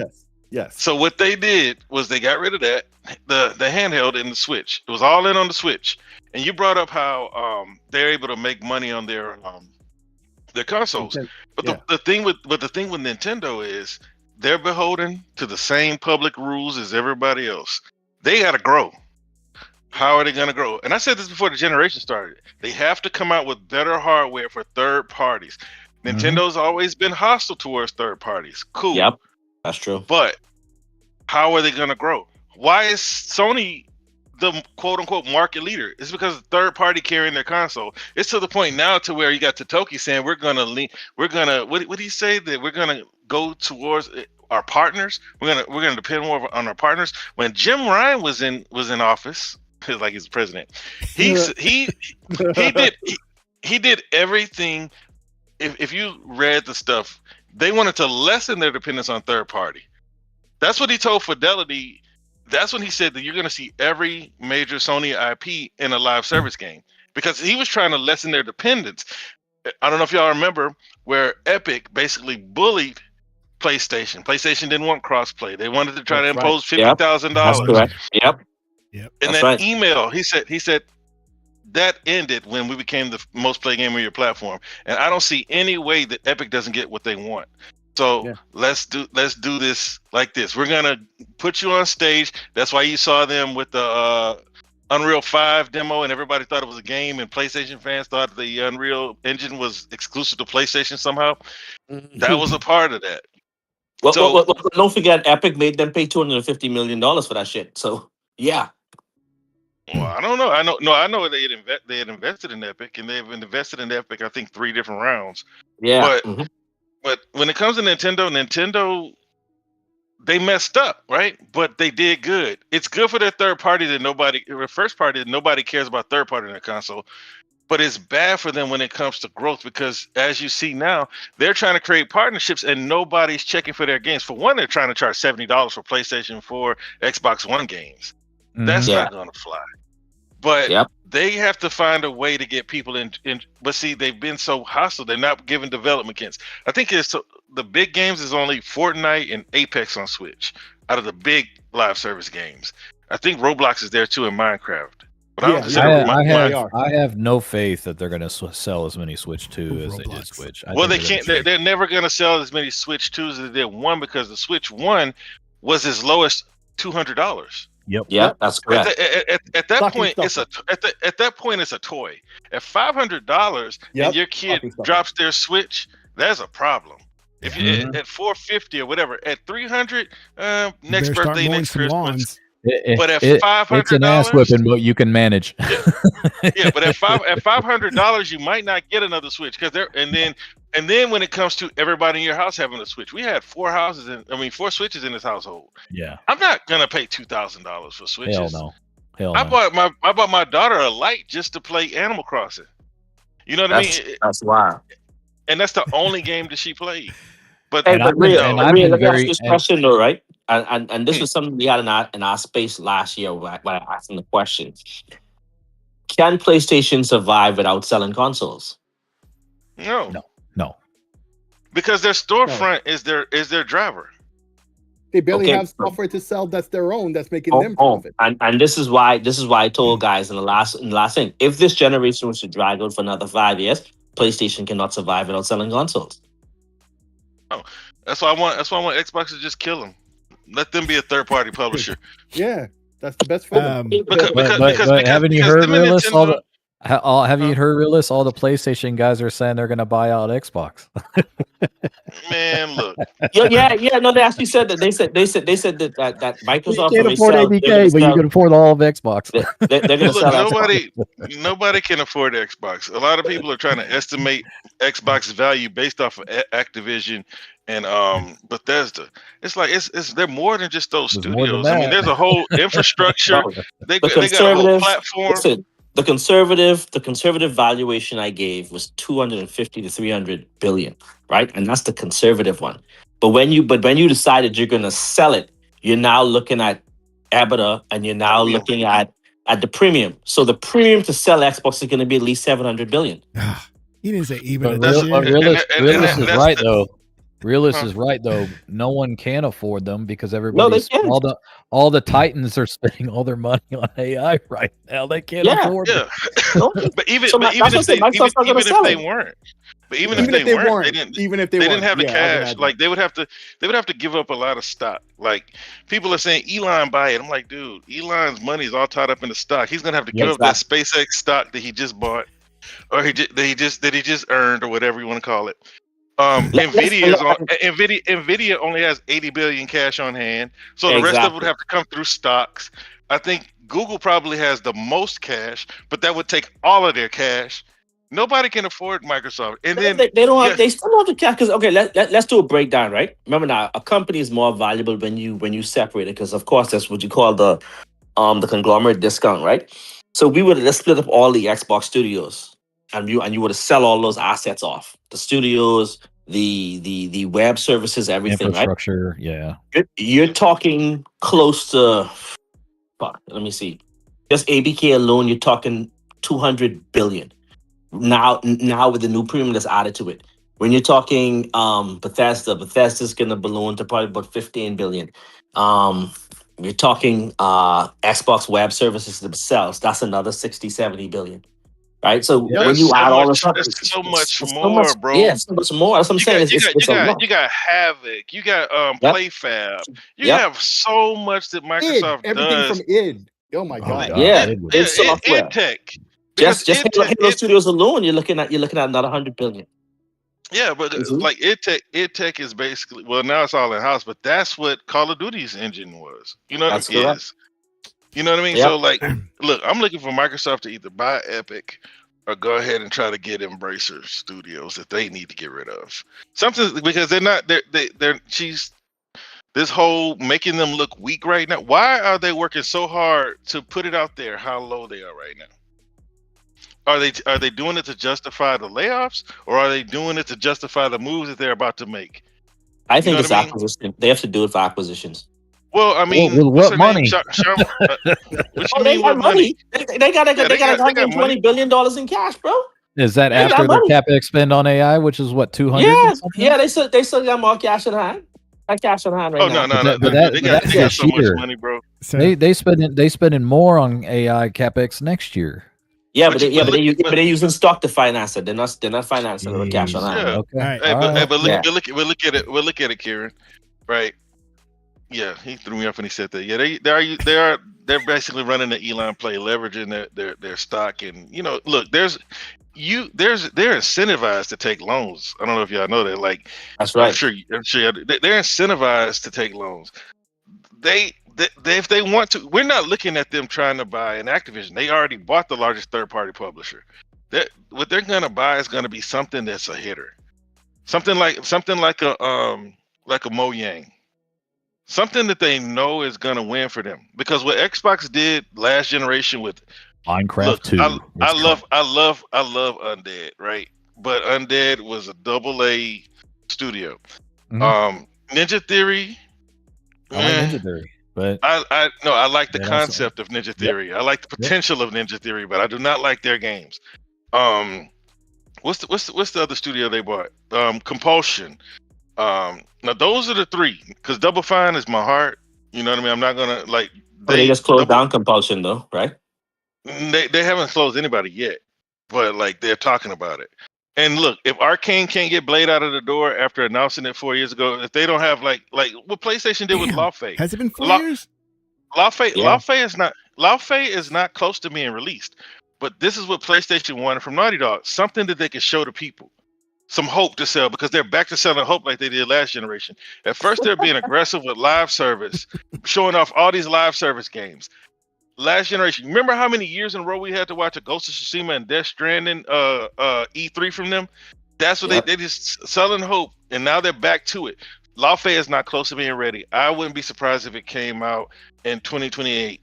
And the reason why I say that is because of what PlayStation had said, that what's the name of them? Naughty Dog didn't have a working demo, right? And they needed something to be able to show off. And then here comes Lawfare. However you say it, Lawfare. But they're back to selling hope, man. I mean, this year they got Wolverine.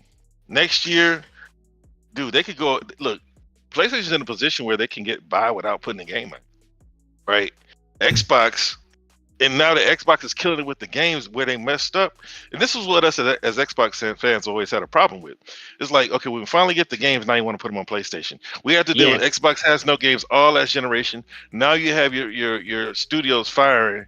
Look, I understand some of these games, and I agree with it. All the duds, all the flops, put them over there on PlayStation. But the ones, because if it doesn't sell on Xbox, it's not going to sell on PlayStation. If it sells on Xbox, it's going to sell on PC and PlayStation. So if those are the games that those, not necessarily Steam, because look, they still got to sell some consoles, sell this to somebody. You can't cut everybody out. If they blow up on Xbox, they blow up everywhere. Grounded blew up everywhere. Forza blew up everywhere. Look, and y'all brought up Halo earlier. Halo was an 86 out the box. It failed as a live service product. It was still a good game. As a live service, without having the microtransactions ready to go, without having the battle pass. It's like everybody was like, the battle passes are, what is it? Was it 6 weeks or 6 months? What was it, Kira? You remember? Yeah. And everybody was like, oh, this is so awesome. The battle passes are long, and you never lose your progress. You can go back to it at any time. That's because they didn't have anything ready. Right. and by the way, I mean, there wasn't. They treat what I have a problem with Infinite. I've said this a few times on Black Air Force Gaming, is they treated their live service part in the same universe as their single player, which I think is a mistake, because I think there was opportunities to do a hook for their live service. Like I've said this from the very get-go. If they did a Halo versus Predator versus Alien crossover, that would have been awesome if they would have done a campaign or a season off of that. But they don't, because they want to stick their live service. They want to keep it in the same universe. All the same rules got to apply as a single player. And I'm like, why? You could do so much more with the live service to make it more interesting. That's the reason why Fortnite is king, because they bring in all this third party content into its game. You could have done that with Halo. You could have done Predator versus Alien and all that shit on their live service. Not just do a Halo Doom crossover. A Halo Doom crossover would have been killer. Right. You could have done that in their live service. You could have brought all this extra or a Call of Duty crossover. Yep. You could have done so many things with the live service part But the problem is you had a Halo. You had a lot of Halo people that we got to stick to the guns on the everything's got to be. That's true, Kieran. Halo is a serious game. This is why this is why people are so irritated with Call of Duty with Beavis and Butthead running around. You know what I mean? It's like, but Call of Duty has converted itself to more of a playful game because you started having KD and I don't know where Nicki Minaj was. Nicki Minaj and all that shit. Yeah, she was in that too, bro. Yeah. So they stopped taking themselves seriously, and they started to say, well, the multiplayer is its own thing. We'll have the campaign be serious. Whereas Halo, it has to make sense. It's like that's why they did okay. They just needed content. I think Halo would probably perform best as an extraction shooter. Because why would you want to take away the essence of Halo? It takes too many shots to kill people in Halo for one. Yeah, it does. Yeah, it does. You know what I mean? So it does. So it's not gonna perform well as a live service. It needs to be an extraction of some kind. Whereas like you already got Call of Duty. Let them have the battle royale. You own them. You know what I mean? Try to bring Doom back. Doom had a nice multiplayer with the first one. I don't know if y'all played it, but like it has to make sense for Halo. Maybe they need to introduce new characters so that they can have a world that exists that makes everybody happy. But I'm gonna tell you, man, they will revolt if they start throwing Beavis and Butthead and everybody else in Halo. Yep, I agree with you. I just think but I also think that holds it back because of that. So I wonder if Mandalorian's staying here, but he had a question he's been sitting on for a long time. Eastern gaming versus Western gaming? Yeah. It's like, do you guys think Western gaming is dying and Eastern gaming is growing? I mean, when I got this. We talk about Eastern gaming, we're really only talking about Capcom. You know what I mean? It's like he's talking about the rise of the Chinese But dude, the Chinese put out one good game. Bro, everything else is fun. No, but it's the Chinese made that people. It was a mandate for that people to play that fucking game, bro. So we can't even use that as a success story. Which one? Right. And so if you didn't play the game, you were going to fucking jail. Wukong. What are you talking about? Black Myth Wukong. Okay, but here's the thing about it. Number one, the Japanese they basically out of here, bro. Like they not doing shit, right? And so we got the Chinese, the Koreans, and a few others on the come up. But really, they haven't really done too much. So the other big game, Crimson Desert. That's a Korean game. Let's not sleep on these Koreans. The Koreans are actually more active out here. Right. Yep. They are more active out here than the Chinese. Everybody got the Chinese on the brain, forgetting about these Koreans who've been killing it in all forms of media Go cracks me up, man. Like 20 years already now. Let's not sleep on that. So there's Go says Black Myth Wukong is the best game ever made. You guys are coping. we didn't say it's not a good game. We're just saying the success of the game was because it was mandated by the government. Right. So the East out there is progressing. They're doing some things, and there's more to see in the future. But right now, they ain't shit. And the West, comparatively, right? Because Crimson Desert though is a behemoth and put respect on its name. But still, overall, when you gotta compare the East to the West, it's not even it's like, it's not close in sales. Can I tell you what I think is? Can I tell you what I think is the biggest problem with the West that nobody really talks about? Yeah. So name me all the cities you can that are known to develop games in the West. Dallas, I know, is one. LA, Austin Santa Monica. Santa Monica is another. London. Dallas doesn't really have. Dallas doesn't really have. No, they moved London. Not London. Someone said London. Isn't Gearbox? Berlin. We're talking about the West or United States? Copenhagen. God damn. Copenhagen is Denmark. Gearbox is in Richardson. It starts with a V. Alberta, Vancouver, Alberta. So stop right there. What do all those cities? Quebec? What do all those cities have in common?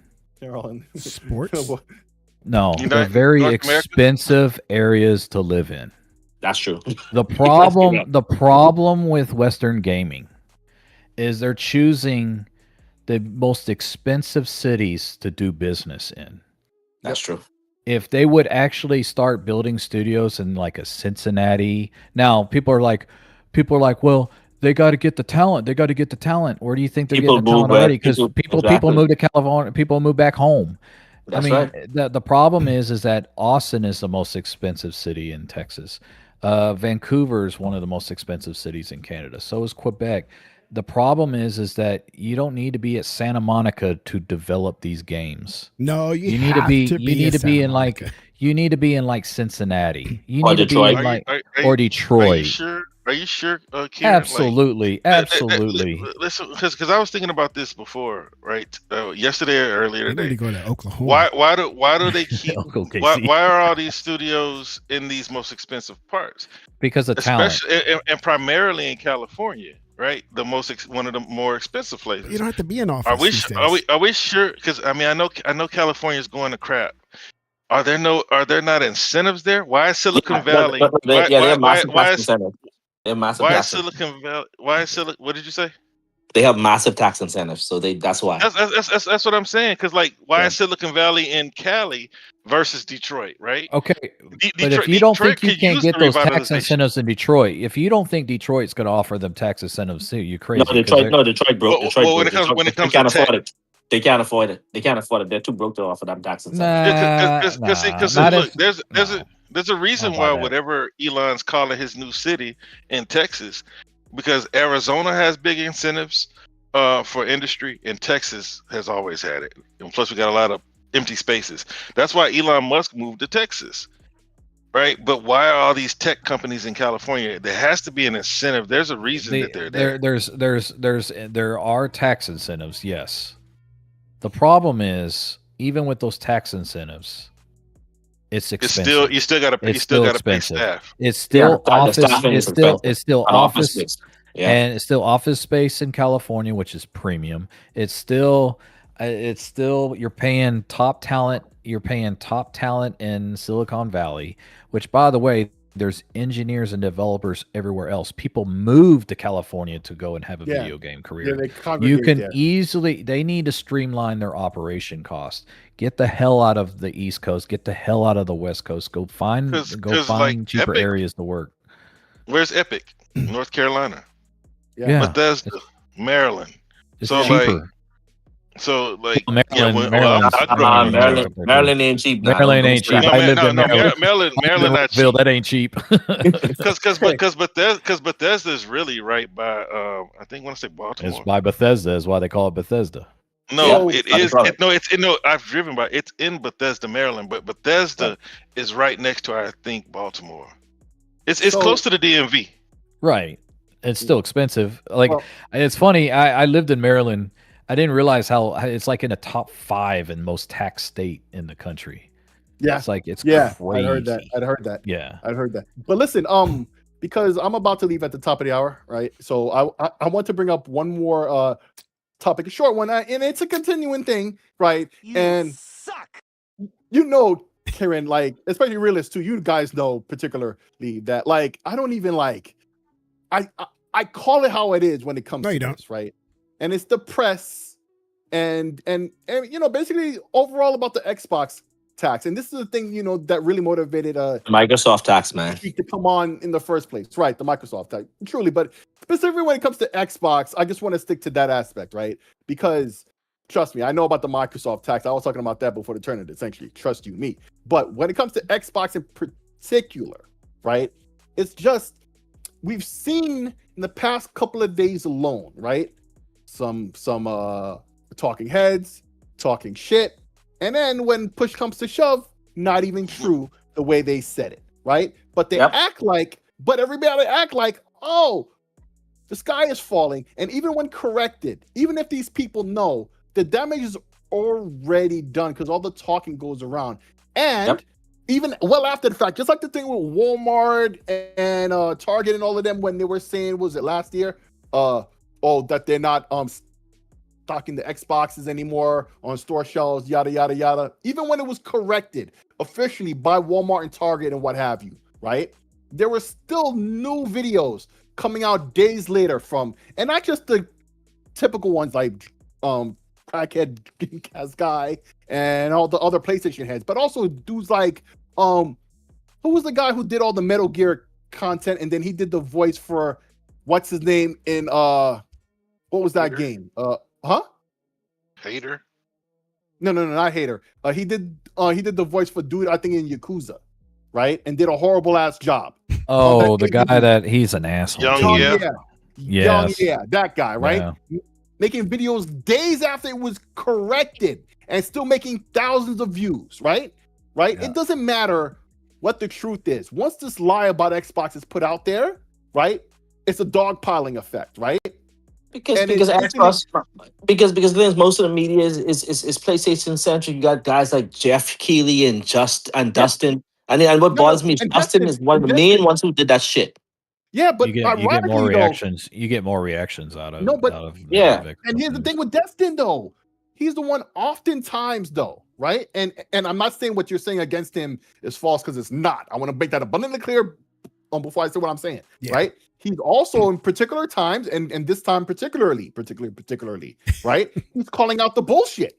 He's calling out the bullshit. He called it out, but still participated in it. Right. So he was there early on with the bullshit. You know who else is calling out the BS that I haven't seen do it before? Who's that? Addict. Addict. Also, in the last couple of days have said, I never believed in the Xbox tax until fairly recently, what I'm seeing the past couple of weeks, and I'm like, okay. And he's part of the problem too, but not directly. Where he's actively trying to. He was never. He's not a grifting like that. No. But the way he would dismiss it, like even now, it's only now he sees the Xbox tax. What are you fucking blind? That's what I was gonna say. It's like, how does anybody just see it? Just see it now. You know what I'm saying? The things he would talk about when there was rumors about Xbox putting a couple of games on PlayStation and whatnot. He was one of the top dudes to make a big stink about it, right? I called that out during the time, right? He's always with he's clearly not trying to harm. He's actually thinking that he's saying what he thinks is the facts, right? He's not being biased. No, and I actually think Addict wants a healthy business, a healthy industry. I actually believe that. Yeah, but we all want business. We can't get a healthy business. Exactly. We can't get a healthy business if you're gonna have the media pushing lies upon lies. No, that's true. They want Xbox out of business all the fucking time. Yeah, like he's always whining and complaining. They want Xbox out of business until they're not in business, because then they have nothing else to talk about. That's the problem. Yeah, that's the problem. So Realist, I'll tell you one thing, Realist. What I always tell Sick and Kieran, right? These guys will literally sit down and pick corn out of shit just to find a problem with Xbox. Corn picking out of shit is fun. Okay. Ew. What the fuck? That's a nasty joke, man. If you're gonna give Tech a softball, he gonna run with that, man. That is not a good softball. Turn that down. That was a meatball. Yeah. Oh wow. Bro, look. I know y'all like that pause and stuff over there, right? But a meatball is what you throw over the plate. Yes. For them to get smacked. Yeah. Like, I know, but that's not how my brain processed it. But that's not how my brain processed it. My brain processed a turd looking like a meatball. That's what it did, and that's why I said ew. Hey, that was a punny meatball right there. He smacked that definitely one. A punty meatball. Yes, it is. That's a punty ass meatball. But yeah, man, I'm just saying it's constant with the bullshit. They always, and then here's the thing. People see these motherfuckers now with the out and out lies, and it's funny how not Jez, but Jason Schreier is one of the ones who's coming out and is like, "That's not what I'm seeing," right? Yeah, but Jez is also part of the problem too, right? I see the issue I have is what I have with these things is right. Hold on, let me let my plane though. Yeah, Jez is a part of the problem. I'm gonna leave that to you. Clearly, we already know, and you can get into the detail with that. But I'm saying Jason Schreier, of all the ones, is the ones his reporting lately is the one who's showing that all this shit is lies, and it's also happening to Sony. But really, it's that one Spanish dude. I forget his name, and he was getting a lot of crap for it when he was saying, but look at all this shit that's happened with that's happening with Bungie, where they're about to lose half their staff, where they have like 800 people, and they're about to lose like 400. Right? He reported that days in advance, but people were like, "Oh, you're just saying that to cover for Xbox." Now it's coming out that it's looking like it's true, right? They're about to lose a lot of, which we already knew was going to happen because of the fucking flat failure of Marathon. Like, if people were paying attention to the facts, They would see what was the truth and what was not without the press. The press in gaming used to be good. It used to be useful. They used to talk about the zeitgeist, the little things, the little victories here and there. You know, some it wasn't they weren't divisive like they weren't divisive like Fox News. Oh yeah, but you remember when we had Adam Sessler and yes. And maybe I'm testing Jamie but he would go off on bad games. He wouldn't go off on like he would say this game is trash, and usually it was trash. Right, that's why I like him and Kate Patello. Like we need them back, man. They were good. Sir. Oh, he kind of weird now, dude. I don't know if you've seen him like Sessler. Oh yeah. We don't need Sessler back. No, fuck that guy. Sessler's kind of weird. Yeah, he can stay on top of his mouth the cocaine. Okay, yeah, I said it. Yeah, he's known to be doing it. It's that cocaine that got off the rocker, man. That dude was he was hitting coke. Okay, back to Jazz, right? This is my issue with Jazz, right? Jazz is like it's like Oompa Loompa. Not an Oompa Loompa. I was waiting for him to say woman. He's about to say something like he's a woman. I know he's gonna go there. I know he's gonna go there. Right? Yeah, he's like a bitch in heat, right? When they gotta go tell their friends, girl, you see Tommy, baby daddy down the street. That's how he coming across, bro. He's extremely emotional with his writing. He is. You know, it's always about gossip, and my thing is that's the problem with this industry. Yeah, you may have heard something, right? And then you run with it, and then you add shit on top of it. It don't even make sense. If you ever like read Jez's stuff, and I don't have a problem with Jez personally, but if it's negative, he's ready to jump off the cliff. If it's positive, he's won the lottery. It's like he can't regulate. He's like ADHD on steroids. Like he can't control himself on his writing. It's either really good or really bad. There's very few things he writes that's measured. If you notice, he can't write at all, bro. I'm sorry. Yeah, he's a pretty crappy journalist. Yeah, and by the way, I don't even know. Does he call himself a journalist? No, he's a fucking blogger. He actively says he's not on purpose to say, to have that plausible deniability, right? Yeah, because he's not a journalist, so therefore he can't be held to those standards. I mean, I don't. And then a good chunk of the drama that we see related to Xbox, he's the one who starts it. He's the one who starts exactly in the first fucking place. Right. He's the one that starts. See, the thing is, these guys always want to be first instead of being right. My thing is you hear something, you verify it, then you come and say, look. And that's what we try to do it back. We listen. Microsoft uses them, though. Microsoft will use them, though. Yeah, they use them because they got a bitch in heat.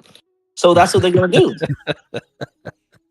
That's what they're going to do. I knew exactly because I've said the same thing. I'm like, he's very emotional. Like when it's bad, it's bad. Man. I wanted to say what I wanted to say about the other thing before he went to Jez. Hey, what happened to Old Yeller?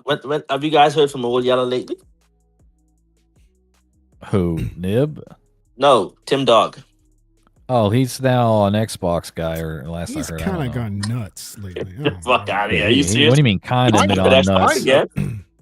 Look, here's what I say about Tim Dog. And Dano called him out. I think it was How Dano. is it even a thing? I don't understand. You can't be a voice of a gaming community when you don't play video games. Go look at that fool's gamer score. He doesn't play video games. You can't tell me, you chief Xbox guy, you've been around since day one, and you're sitting around with a 70,000 gamer score, and then I look at the games you played, and you got like one achievement on this game, one achievement in this, one achievement. You don't even play the games long enough to get an accidental achievement. To get it, like you get the what he gets. He gets no, not even that. It's jump. The first time you jump or you shoot someone, the achievement. That's what he does, and then he goes on to something else. He doesn't play video games. I fired it up. I know video gamers. I'm in a room full of them. Realist is a gamer. I've seen that guy will play games. Even if I disagree with him, I know where he's coming from. He's a gamer. Sick is a gamer. Sheik, he plays games. Tech plays games. I play games. This cat never plays games. So why, for the love of everything holy, does people put him on this pedestal that he is somehow leading the Xbox community? Nah, nobody put him on a pedestal. He put himself on a pedestal. You talking about Tim Dog, right? Yeah. And then when he switched, they weaponized him. That's what happened. He's never been on a pedestal. I think Tim Dog was one of the first like guys that was like popularized for being a quote unquote insider. And although like he's not a writer in it, although he's not a writer, people believed that he had inside tracked information at Microsoft. Mm-hmm. Like now if you look at like podcasts, if you want your podcast to blow up, say you're an insider, right? Because you remember you had the guy from Australia, the whole, I think it was called Xbox Era or something like that. Like, he started dropping some information. Next thing you know, his channel blows up. Phil's on the show. Rand was stuck at like 80,000 forever.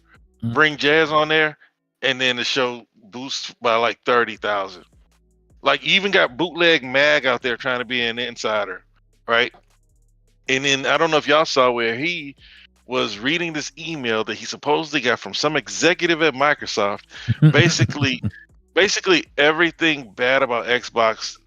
This executive. And I trashed that article as well, because I said to them, because they were saying, "Oh yeah, Xbox is going to be sold off because this executive said this." I'm like, again, the executive should put their name next to what they said. You understand? Because if this was being said or discussed, this would have leaked to Bloomberg ages ago. Yeah, but okay, so y'all all work for companies at some point in time in your lives, right? Mm-hmm. The main thing is you don't trash your competition. Since when do you go out trash your coworker? You know what I mean?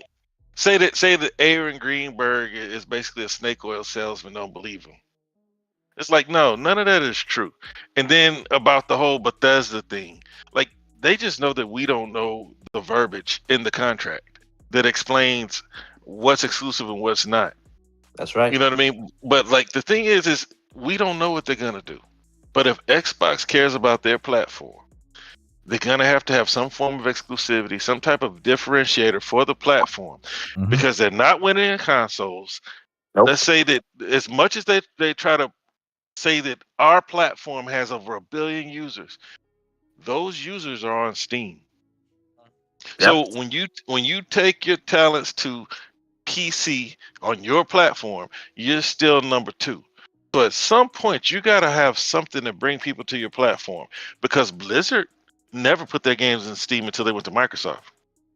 That's right. Call of Duty, World of Warcraft did just fine. So that tells me that if you have the game that people can't do without, but those are rare, you don't need to put your game on other people's platform, because they're still not putting their games on Epic.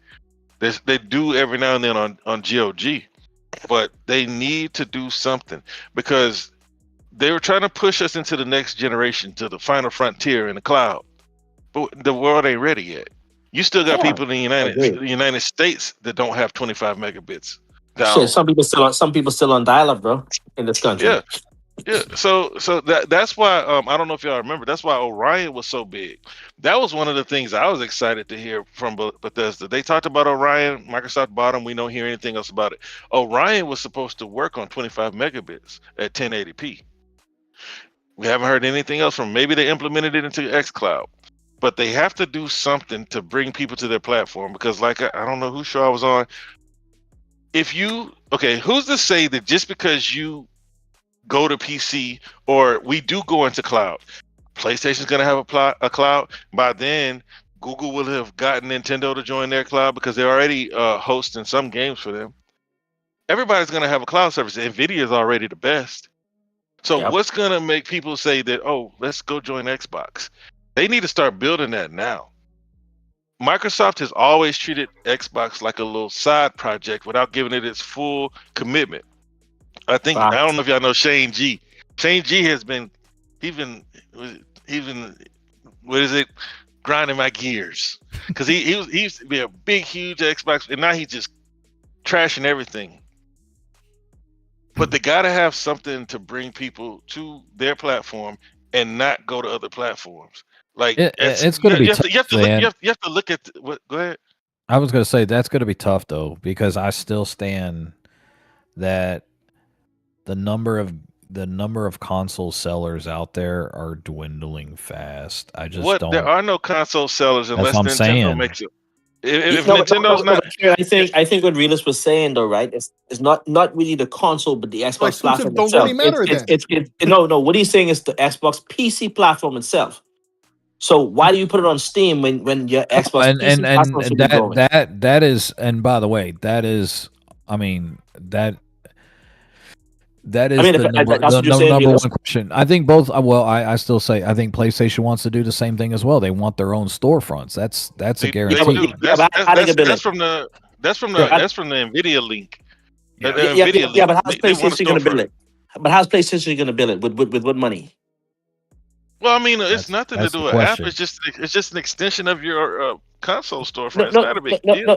No, I get it, but I'm talking about PlayStation's cloud infrastructure to support all the rest of that. With what money? Because the problem with that is I mean, even have as to much pay as Amazon or Microsoft. Yeah, I mean, it has to be done third party, which is why PlayStation is at a disadvantage. Microsoft can do it. Don't have the money to pay. But see, that's why Microsoft's trying to push everybody off console to where they have the advantage. But people are not there yet. No. Grand Theft Auto is not going to be in the cloud anytime soon. At least not running as well as native. No. It's going to run like crap. It's going to probably be sub 30. But understand this, readers. Microsoft is the only company that operates on all three platforms: PC, mobile, and console. They're the only platform that does that. They're the only company that has that. The question is, as you say, how do you get people into the Xbox ecosystem? Like you said, you're putting games on Steam. Why? When you have Xbox Live, you should have people in Xbox Live. Well, the big thing is, man, is I don't know if you're on PC, man, but that's a pretty stubborn community, that Steam community. It is. You know, but Microsoft allowed that to happen. Microsoft used to own the PC gaming market. And they seeded that, which was stupid. What they did, they let Steam do what they should have done 20-something years ago. Yeah. See, Microsoft has never given gaming the attention that it deserves, and now that they've invested $100 billion in the gaming, they're expecting cloud-like returns. Because I blame Microsoft for everything that's wrong with Xbox. Because Booty. Because when you read those emails between Booty and Phil back on the CMA, they have the attitude that we're going to compete, we're going to take this, we're going to do this with it. Satya gets on the stand and says, "I don't like exclusives." You see what I'm saying? You got to look. That's why I keep saying it. Sony is willing to bleed for it. Like, they screwed up the same way Xbox has. Their third-party platform, just like Xbox. Xbox is dominated by third-party games. Nintendo is not. But Nintendo needs those third-party games right now because all they have is them. Who's going to keep their money in Nintendo? That's why they're the least valuable company when it comes to the gaming platforms. And I still tell people no one's buying COD to play it on Switch 2. I promise you that. No. People are like, "Oh, it's going to be on Switch 2." No one ain't buying COD on Switch 2. You forget. Yeah, we got one person who buys fucking Games Heroes. Only the huge games are gonna go, like the huge third-party games, and of course the Japanese games are gonna blow up on Switch. Everything else, nobody's buying that, man. Nobody's buying a Switch to play big AAA games. I'm surprised that Fortnite is number one on the console. I'm surprised. I am too. I thought that would be the one platform that Fortnite didn't dominate. Wrong. But Microsoft needs to stop treating them like they're another, what do you call it, enterprise product. This is gaming. Gaming needs to go at gaming's pace, right? But not just that, right? But let me share something else what Microsoft fails at, right? Microsoft fails at monetizing its intellectual property, and the thing is, let me give you an example of that, right? Okay, Sony is an entertainment, gaming, and electronics company. Okay, Sony uses its entertainment to monetize its gaming and vice versa. They have a symbiosis in there. Microsoft has so much IPs that it can monetize that it can then use to fund these games. But they're not doing that correctly. Like, look at how they allowed Paramount to fuck up Halo, right? Their best thing was Fallout. Right. Fallout came out. That was really good, right? And had Microsoft monetized more of those IPs, they could fund so much more in their gaming space and their entity. Because which I believe, we're not believe monetizing with this Fallout. entertainment concept. I believe Fallout was written by people from Microsoft too. I'm not real sure. They did. Yeah, what's his name? What's the name? Todd Howard had something to do with it. Yeah, I'm pretty sure it was written by ABK or people from ABK and Microsoft. Where I think Halo. No, it's written by that dude who produced HBO shows and Todd Howard. Just like that dude from Last of Us is a part of the Last of Us. What's his name? The Jewish guy. Whoa. I know you're talking about. Fuck, what the guy's name? Neil Druckmann. Is that him? Yeah. You sure it's him? Neil Druckmann. The Jew? Yeah. I think that's him. That might be him. I think so. But again, moving to that point, right? It's that there's so much IPs that they're not monetizing, and the thing is they're dumping everything into AI, like you said, but they're ignoring Xbox. Xbox is a fucking gold mine if they really put the money into it. And the next thing is they keep cannibalizing Xbox to save fucking Windows. Because that's the one. That's the problem with Microsoft, right? Because that is the one cog in their massive machine that they've been missing. They don't have television. They don't have movies. They should, but they don't. That's they need to have cog. They're trying to partner. Right. They're trying to partner. They've partnered with Netflix.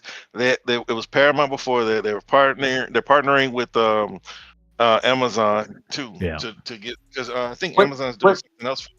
But it's always been my problem with them, right? They make these investments in really good companies and then sell the fucking investment off. Netflix wouldn't have been what it was if it wasn't for fucking Xbox. Xbox was what created the streaming for Netflix. Netflix debuted on Xbox. You gotta look at it. They weren't what they are today back then. Like now, they would if Netflix came along and they built Netflix, they would have bought Netflix.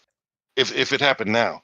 But back then they weren't buying stuff. So Microsoft literally have the money right now, right? To buy Paramount, WB, and not even feel it right now. They literally have the money to buy both of them right now. Aren't they bought already? I think Paramount's buying WB. They are. Yeah, but what I'm saying is Microsoft and Kieran those could tell you. I've been saying this for long. I've been telling Satya, you need to buy a media company. You're the only tech company that doesn't own a media company. The only tech company. Apple owns one. They don't. Google owns one. Amazon owns one. Sony owns one. You're the only one that don't own one. But they're not really in that though. Like, okay, you said Apple owns cell phones. If Microsoft had not killed the Windows phone, they would be as incentivized to get into television and movies the same way Apple is. Amazon has their streaming service. They provide Netflix Cloud, so they're like, wow, we need to get into this too. They bought MGM, and they bought something else. Amazon doesn't have a phone though. Warner Brothers would have been the ideal play for Microsoft because you would have gotten that entire library. You would have gotten DC also, and but you got to remember they didn't want to sell it before when Microsoft's trying to buy them. They didn't want to sell the IP. Microsoft was trying to buy WB Games, not the whole company. Right. Yeah, but they should have bought the whole company. The thing was they didn't want to get off the IP. They just wanted to license it. Not just like nobody else is going to make a movie for them, but they wouldn't have come off the IP back then. I think things have just gotten worse since Discovery's gotten involved, and they have to move. Right, which is fine. I mean, you wait for a better time. What Sheik and I are saying is, okay, so it didn't work out 10 years ago. It changed. WB was in dire straits, which is why they were on the chopping block. You get it now. You get them now. That would have been because for Warner Brothers. WB? I would no, because WB only worth $47 million right now with the debt. But when you add the what did Paramount pay for? Well, Paramount is now paying $100. Yeah, Paramount's paying $100 because they have to pay the premium to the shareholders. They're paying in debt. Yeah, they're paying in debt too. No. They had to outbid Netflix. Netflix that's right. Like 70. But you know what Netflix did, right? Netflix did what Comcast did to Disney. They fucked Disney to make Disney overpay for Fox. Netflix made Paramount overpay for Warner. Netflix offered value for them. Correct. Netflix said that they weren't going to. Netflix said that they were in the market for a good deal, but not to overpay. No, You know what I mean? that's what I'm saying. Yeah, They but wanted listen, they wanted to listen, pay if you want to buy, value. I'll give you an Right. example in business, right? I In understand. business, I if you want understand to, what you're saying. yeah, in Yeah. business, if you want to buy something, right, and you see a competitor come along, you realize, listen, this is what I'm prepared to pay, and if that competitor is prepared to pay more, you're gonna drive that cost up just to fuck them and make sure that it cripples them for a period of time. And Paramount paid with debt. Netflix was going to pay with cash. Like they had the Exactly. money. So And see, so Paramount's going to be crippled for a period of time. I don't know Yeah. how they're going to survive this, but Well, it's this is not not going to be. Paramount though. They should have never picked them up because we already know the powers Oh, that be. it's That Ellison. But It's but it's not. Ellison. It's not. Yeah, it's them. It's him. What's his name? Kushner. And Saudi Yeah, but funds. that's all. Yeah, but that's and still all private private equity debt funds. financing. That's going to be very expensive. That They're was going to all be paying at debt. least 15% They on paid with shit, bro. debt. Yeah. Yeah, They that's paid going to with be crazy. debt. Bro. So Sick, are you good? That's not a good deal. And by the way, that answers one of your questions from Mandalorian. They were talking about should Xbox make more superhero games. I wish they would. If they would have bought WB, they could have. Okay, who's gonna make them? You know what I mean? It's just like everybody's like Exactly. coming down on Xbox for not getting Spider-Man. But who was gonna make it? Nobody. They had nobody to make it. Well, they have ABK now. They could. ABK did a good job with it. But they could have done what PlayStation did and rent Insomniac and then ultimately buy them. But they weren't as invested as Sony was. Like at that time, they weren't. No, They weren't thinking. Like they because Insomniac made what's the game that Spider-Man basically using the physics for? Sunset Overdrive. Right. Or Xbox. They just weren't as invested as they should have been because there's a look. Microsoft could have had Grand Theft Auto. You know what I mean? It's like Rockstar came to them first. It's so many things that Microsoft just didn't have the foresight for because they weren't as invested as they should have been. Yeah, in the Grand Theft Auto thing, we talk about foresight. What foresight do you need for that? I mean, when it was blowing up already, and I know you. No. It was top down back then, and Rockstar was telling them that they're about to make it 3D, and it sounded unrealistic to them. You're cutting me off to say all of that. I know. That's what I was about to say. I know you're talking about with 3. I know that. Rude some bitch, man. You know that. But it was known even then. That was stupid. You don't need vision to see that if you're in the games industry. Where's your games people? But the thing is, but understand this, Microsoft was still in the PC gaming thinking. They still weren't in the console.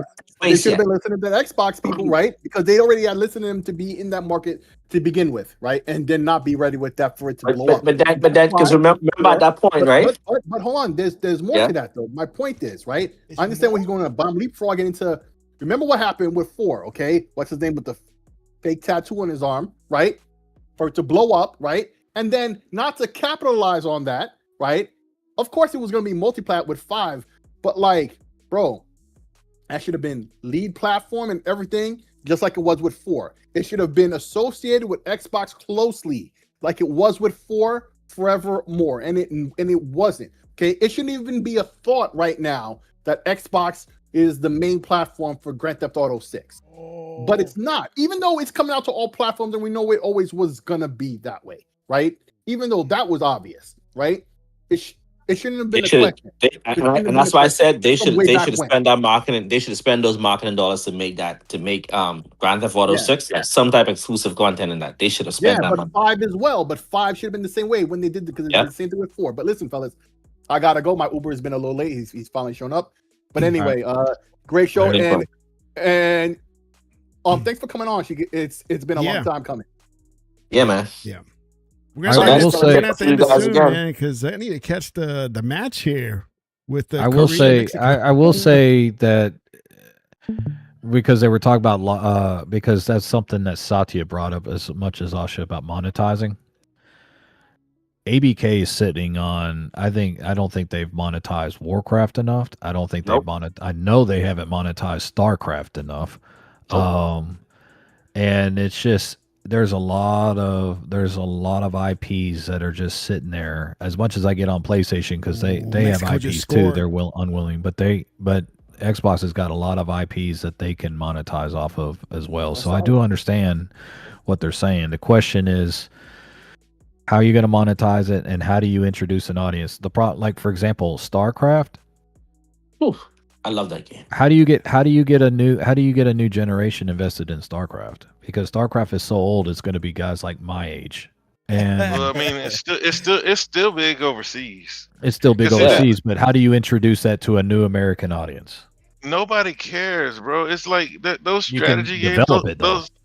Yeah, look, I think that they should, right? Yeah. But those types of games, they just aren't what they were. Like back in the day, that was like revolutionary. Yeah, RTS is a big thing, bro. Yeah, now nobody really cares. Which What's is the why biggest RTS game right now? I got it. Well, Civ. But guess what, right? You could make you could make a StarCraft and a Warcraft like a Souls-like game. You could do that. Well, you could do that, but there was a rumor I got excited on. I haven't seen if it's true or not, but they were talking about making StarCraft a shooter, and I was like, that would be cool. That's what I'm saying. Cool. You could make StarCraft a shooter. You could make Warcraft a Souls-like game. Like you could do that with that IP because the IP is vast enough for it. Yeah, but again, it's just I don't know. They gotta have some people in Xbox that are really passionate about gaming again, man. I mean, I like Asha. I think she's good as someone who could help control costs. She's a good manager. Yeah, she's a good manager, but you still need that creative element that has to. They need several good storytellers is what they need. Look, they need to find a way. Either you offer Gabe a fuck ton of money and buy out Steam and bring Gabe back to fucking help run Xbox. Yeah. I don't think he's the answer because he's just a storefront. Like he's got some creatives over there. I mean, they're doing some things like with the VR. They're still a part of keeping VR alive. They're in the hardware now, but if you notice, like they can't subsidize their crap's going to be the most expensive. Yep. I think that Microsoft basically just handed him the kingdom. Like gaming. No, Gaben. Oh, yeah. Because he addressed the need. I mean, I was a part of the Wild West back then. Everything was being pirated, and he came and he offered a solution, and Microsoft did nothing but make launcher games. All you had to do was EXE. Like they should have been the ones to create a storefront. It's their platform, and they watch Steam. Once they saw Steam moving, they should have said, "Let's compete." Then, now you want to bring a storefront 20 years after Steam's already got supremacy. Like Epic can't do nothing. Like Epic, that's why I say just fucking buy Steam. That's that. Well, I was exactly about to say that because I'm like, okay, Gabe is almost out the door. Yeah, fucking buy it. There was a tweet I laughed at because after their price hikes they had, it was like he bought like a $70 million house in your neck of the woods, Sheik, and I'm like, that guy ready to retire. He get ready to go. Like, I mean, he's in his 70s. Yeah, but what's the plan? Because that's the problem that I have with Steam is Steam is about the guy behind the plan. Who's going to be the guy? It's like, what's the succession plan? Who's going to be the guy that leads Steam? Who's the next pirate? And I don't know who that is. Just be a freaking storefront. It's like that's all they have to do until further notice. But to Sheik's point, there's two ways you can go to compete. You could build something, which is what they're trying to do, or you take over what you want to be. And Steam is cheap enough for them to buy them. And you combine but they have the two. They have to want to sell. That's the problem. Would Gabe want to sell? And if Gabe was close to retirement, fuck yeah, he would sell if he's close to retirement. Gabe said that if he was going to sell, he would sell to Microsoft, and that's right. Xbox people have been excited ever since. The thing is, it would be a good marriage too. That would be a great marriage for Microsoft. It'd be great for Microsoft, and they pay for the mistake that they made 20 years ago. Yep. Yeah, you know what I mean? That's what they have to do. Listen. If you buy Gabe, you say, Gabe, listen, we need you to sit and help mentor Asha. He would fucking do that. And I'm gonna be honest do nothing with you. special for them to recruit him for Asha. Asha's fighting a totally different war. But I could tell you this, realist. I'll tell you this. Sheik knows where I'm coming from. It wouldn't be that expensive for them to buy Steam. Well, it's going up every year because at the time when they were first Everything talking was about right. it was But like it would be 7 cheaper. billion. It would be cheaper than ABK by a long shot. Oh man, Yeah, it's very cheaper. it'd be 4 times cheaper than ABK. Right. I estimate around 20 by now, because it went up from 7 to 14. That was a few years ago. It can't be no more than 20 plus a premium. 25 billion. Is it worth No, it? How I, much does I think 20 billion is the premium to pay on Steam. you You think would so? You think. think I so? would Yeah, say 10. yeah. I would say Steam's only worth 20 10. billion. I would say 10 to 15. With the premium is 20 billion. It ain't gonna be more Yeah. than that. Because I mean, we have to look. You have to look at the EBITDA. What that EBITDA is, and look, then you multiply it by 5. That'll give you what you're looking at. Sheik, all we doing is guessing because it's a private company. We don't know the true valuation. So I'm just going off of the estimates that they gave, a couple years back. Let's just say it's 20 now. If it's 20, then you're not going to get it for 20. If it's 14, yeah, you'll get it for 20. But it had to have gone up since the last time the estimations were out. But we still don't really know what it's worth. We don't know how much money it really makes. We don't know anything. I'm concerned. I'm concerned for Steam long term. To be honest with you, I've said that a couple shows ago. Well, once people die. Well, it's not even that. It's not even that. I think they're getting so much headwind in Europe, man, right now. And they're gonna get it here too. They got three giant lawsuits that they're fighting simultaneously right now.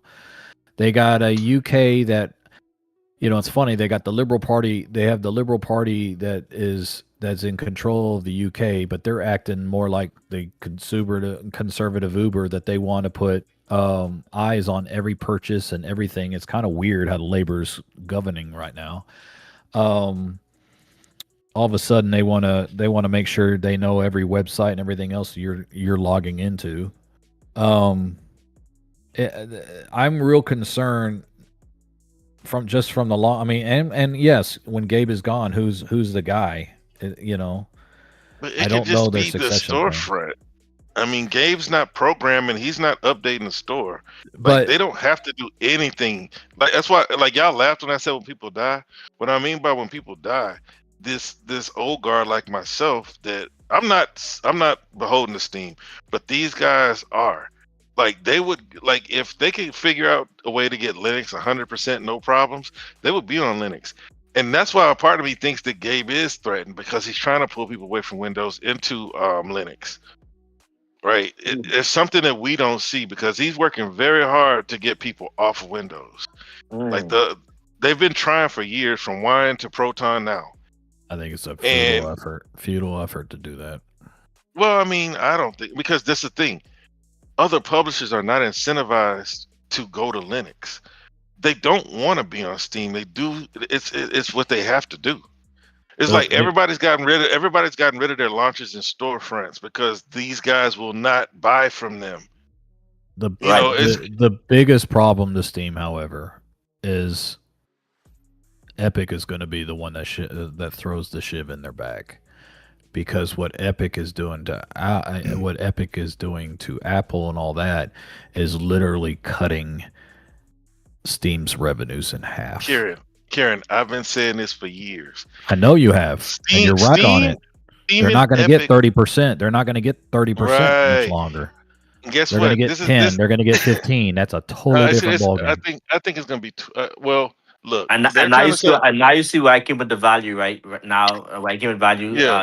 Well, I mean, hey, once it gets cut, then I'm with you. But like, I don't know what it's really worth. But if it is still 14, you're right. That's why Microsoft is not going to put. That's why Microsoft's not going to pull the trigger now. They're going to watch and see how this thing is. You're not going to pay for something that's going to decrease in value.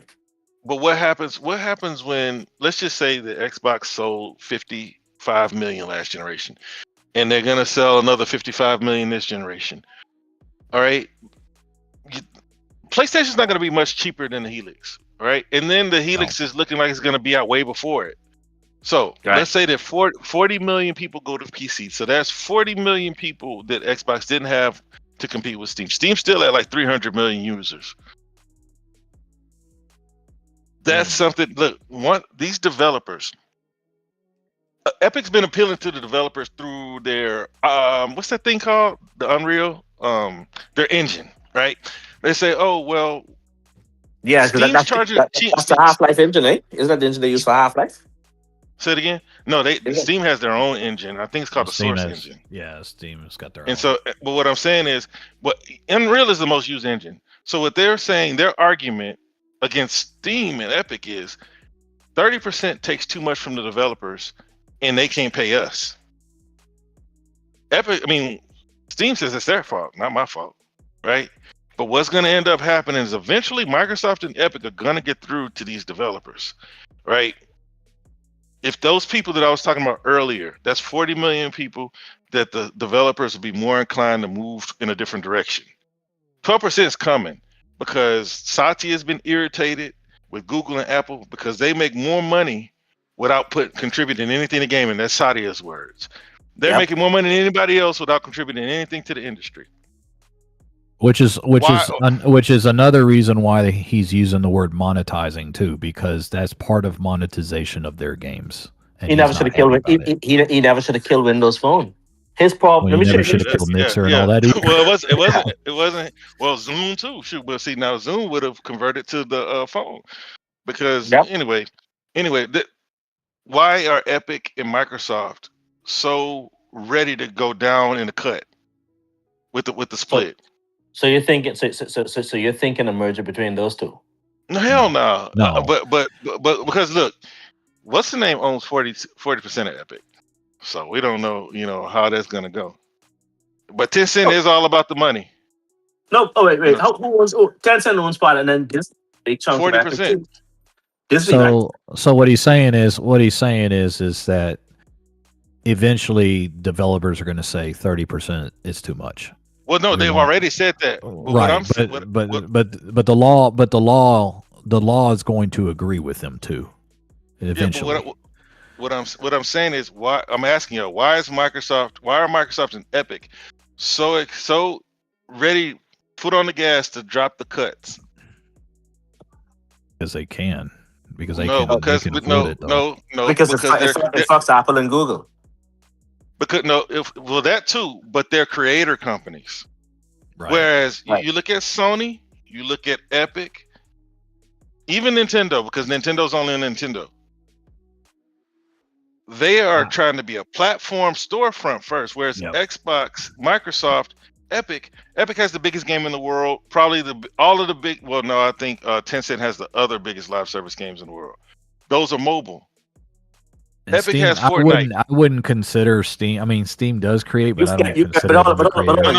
Wait, but you forget that Microsoft also has one of the biggest games in the world. It's not really live. The biggest is not Minecraft. If you forgetting Candy Crush. Candy Crush. Yeah. Well, that's mobile. That's on mobile, and that's why. That's the biggest revenue for ABK. Yeah. Well, what's the name of it? King. When all these companies look at their bottom line spreadsheet at the end of the year, they look at that 30% that they're giving to Google, Apple, PlayStation, Steam, and that's why Microsoft and Epic are the ones that are together or in tandem when it comes to trying to lower the splits on this content. These companies that don't add anything, that aren't creating anything, they just want to exist and collect 30%. Those are the ones that are going to fight it. This is going to hurt PlayStation at the end of it. It's going to come down. When? I don't know. Because if they could take down the two of the big five companies, or big six now with the new Elon Musk company, the trillionaire boys, if they could take down two of them, PlayStation and Steam are going to be light work. I'm going to make a prediction right now. I'm going to make a prediction right now, and it's one of my predictions sure to go wrong. In the next 5 years, there's going to be a bidding war for Steam, and Steam's going to sell to somebody. The question is, who wants it more? Because now that I think about it, let's say, Sheik, you're right. Let's say the price goes down to $14 billion. Now you're talking into a possibility where Sony may want it. They can't afford it. They can't afford it. No, they can swing 14. They can swing 14 billion. It's going to be a long swing for them. But they could swing 14 more than they can swing 60. Wait. But just the point you're missing though, right? Bro, the value comes down to 14. If the value comes down to 14 billion, right? You have to put a premium on top of that 14. Right. I'm just saying they're going to be they have to buy interested in it Bungie on credit, bro. until the bidding war happens. Then it's going to be out of place for them. Because I'm going to tell you right now, if Gabe says I'm selling, because I don't think he's going to go public, I'm selling. Who wants it? I'm looking for premium. Everybody's going to rush to that. He owns everybody. 42%, so it's not just Gabe. If Gabe goes, the investors will follow because the rest of the investors are there to make money. Gabe's there because of his own personal thing, but Gabe's not going to be there. If I'm going to tell you this, right? Don't sleep on Elon. You know, don't sleep on Elon to bring his ego into this, because Elon may fucking throw his name in the hat and buying that. That may be true too, because he is a PC guy. What does he need with Steam though? Like, I don't know. He doesn't need $1 trillion. It's an ego thing for him. It's an ego thing for him, bro. Just to say he can. Yeah, that's all it is, bro. And don't be surprised he doesn't. If it's 40 to 80 billion go, I'd be shocked. But if it's bid, it ain't that much. It ain't no 40 to 80. No, but if it's bid up, I promise you this. It's 15 to 20. Microsoft ain't gonna be the only person that's gonna be interested in Steam. That's my point. And if there are more players out there, and it depends on what Gabe wants to do. If Gabe wants to get the money and get the hell out, I'm gonna pass on legacy. If it's a private company, right? Yeah. It's easier for you to muscle your way in with Gabe and with your relationship to buy from. Now, if it was a public company, then they have to sell to the highest bidder for the shareholders. Or you could do a hostile takeover. Yeah, but that's only if it's a public company. If it's a private company, you have to go based on what the private. No, we were talking about public. Yeah, private. Yeah. Private. The best bet is to buy Gabe's share. Yep. Honestly, Microsoft doesn't even need Gabe's share. Just buy into it. That's it. You know what I mean? Just be like what they are to what's that guy's what's the name? Chat GPT people. What are they called? OpenAI. Yeah. OpenAI. Just put money into it. You know what I mean? That way you're making money too. It's like Sony. Sony can't afford from, but they can invest in it. Tencent can afford most of these companies that they invest in, but they can't. Look at what China did to them. Lost all my money. It's still just sitting there. All those Chinese companies I invested in all those few years back, man. Like, man, I was just showing my son that. China. Yeah, but the Chinese government broke up a lot of Chinese companies.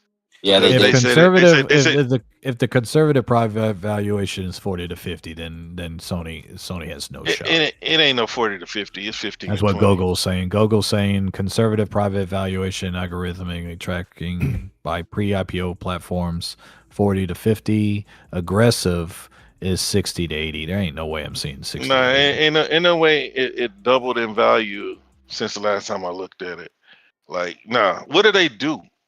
Like, there's nothing that they're selling that's just through the roof. Now, you do have those 2 live service games with a third on the way. I mean, but that's still not worth 60. Yeah. That's still not worth 60. Yeah, so I'd pay at most 30 for it. Tech is ready to watch the Mexico game. So yes, because they scored earlier, man. No, I think the Korea scored on their own. On their own goal. Yeah, that sucks. That's what it looked like. Yeah. Good thing they're South Korea, not North Korea, because the guy up there in North Korea would, as soon as he lands, he scored on your goal off with his head. Fly back. You guys better stay. He pulls like I request asylum immediately in the United States. Look, when I look it up on Gemini, it says. Yeah. Valve, the private company behind the Steam platform, does not disclose official financial records. However, market analysis and industry reports estimate Valve's overall corporate valuation to be between 8 billion and 15 plus billion. Yeah, with that's this platform generating over 16 billion in gross annual revenue.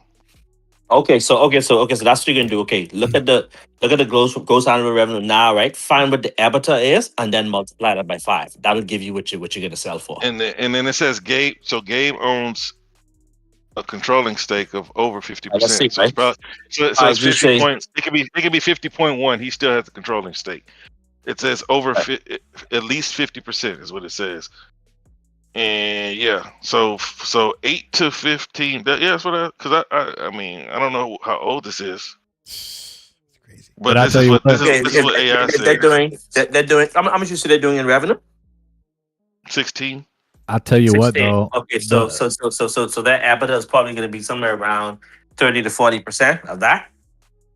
Probably because they're just a storefront. I tell you what though, if they made a run for Steam and I'm gonna tell you right now what it is. If they made a run for Steam and try to buy Steam, just buy them outright. I was on money, right? So it's around 4 billion is their EBITDA, right? So 4 billion. If you thought ABK was ugly, you getting 16 to 20 billion. Boom. 16. If you think ABK was ugly, what do you think the regulators are going to have to do with the Steam Microsoft purchase? Well, the regulators right now, if Microsoft wants to do it now, you got to do it while corruption is still legal. But you got, but you also have to look at it. As much as Valve fanboys don't want to admit it, Steam is a monopoly, right? Now they got it honest, but they are still a monopoly because by the definition they have over 70% of the PC gaming market, so they are a monopoly. That's why I said the regulators are going to have a field day with Microsoft and Steam. No, they're not because again, right? Look who's the FTC chairman. See, if Microsoft wants to make a play, they need to do it now. But do it now. But that doesn't mean he's selling it tomorrow. What happens if he sells it in 4 years? Yeah, and another Lena Khan comes in. Exactly. And that's why they have to. That's why Microsoft needs to pull the trigger now. They need to act fast. Yeah, you gotta act now because as long as Trump in power, corruption is legal. Honestly, I think they'll do just fine. They don't need to buy anybody if they can successfully get it to be industry standard 12% versus the 30%. But honestly, I understand why they wouldn't fight so hard because they have a platform. That platform does cost R&D. That platform has upkeep. So I think if you don't provide hardware, which Steam doesn't, not anyway. Technically, Apple and Google do, but somehow they got to get that down. But if they get that down from 30 to 12. Or 15, because Epic and Microsoft are cool at 12, but that doesn't mean they're gonna get what they want. Let's say it's 15. That's gonna hurt Steam. It's not gonna be worth as much. That's gonna hurt PlayStation. PlayStation's gonna plummet. If Activision News made them plummet, that's gonna make them plummet. Apple is not gonna. Apple's gonna plummet. They need to grease the orange man. All right, guys. That's what I'm saying. They got to grease him and make him. Listen, you make Gabe an offer you can't refuse, and you grease the orange man. Well, they already greased the orange man. All they got to tell him is, listen, we're gonna call it some Force One. Oh, it's amazing. It's gonna be the greatest experience since ever. You know, I love Xbox. Xbox is something. You know, we're gonna be China. We got to keep Steam out of China's hands. Yes. So that's all you got to do, man. All right, guys. Tech is gonna kick us off. So. Yeah. Techie said, "All right, good having you. You're always welcome." Yeah, man. It's always fun to get more people and talk gaming and whatever else. You sound so sleepy. No. I'm like moving back and forth watching the game and like listening to I meant to ask Sick because someone asked about if they watched the game with Haiti, and I was like, oh, that's a question to ask Sick if he paid attention or not. So I forgot to ask him that. I'll ask him that later. All right. So next. So what are we doing? Next Thursday again? Yeah. All right. Next Thursday. I don't know because I may be going to Houston, and I don't. When I travel, I don't. I'm sorry. Shut up. What's wrong with Houston, man? It's a canker sore of Texas. Canker sore. Hey man, hey look. You from Dallas? Yeah, Dallas is worse than Houston. I keep thinking you're Austin, right, or Dallas? Where are you? No, I'm Fort Worth, man. We're the 10th largest city we're the 10th largest city in the country now. So yeah, y'all are the pus bumper Texas. So look, this fucking guy. Look, see if he was from Austin, I was gonna be like, I can't even say nothing about Austin. It's beautiful. Austin is nice. Like- It's expensive as hell, but it's nice. That's why, hey, it's beautiful. That's because it looks like California. That's what Houston's the California only people place you could have a school and a strip club right next to each other, man. We ain't got nothing like that. Look, but it's Well, Austin. at least y'all are not like my fucking city. I live in the fakest city on earth, bro. It can't be any faker than LA. Miami, man. Fucking Miami is, bro. Miami is worse than fucking LA, bro. These fucking people there, Jesus Christ, bro. The amount of fake lips, fake ass, all that, fake everything, bro. Running around Sounds the like city. we need to make a trip to Miami. The BBL. Have a show down there. This the BBL capital of the world, bro. Come to Miami, bro. BBL capital of the world. Hey, bro. I don't know what the Mexicans are doing to their booties, but they all got big booties down here. It's called carbs. No, it's not. No, it's not. It's called something else because tortilla. I don't know what it is. Dan Curry almost had one. Quote: the white guy did not say that. I'm just saying a disclaimer. All right, Yeah, whatever. let's go. All right, y'all. All right. Good night. y'all.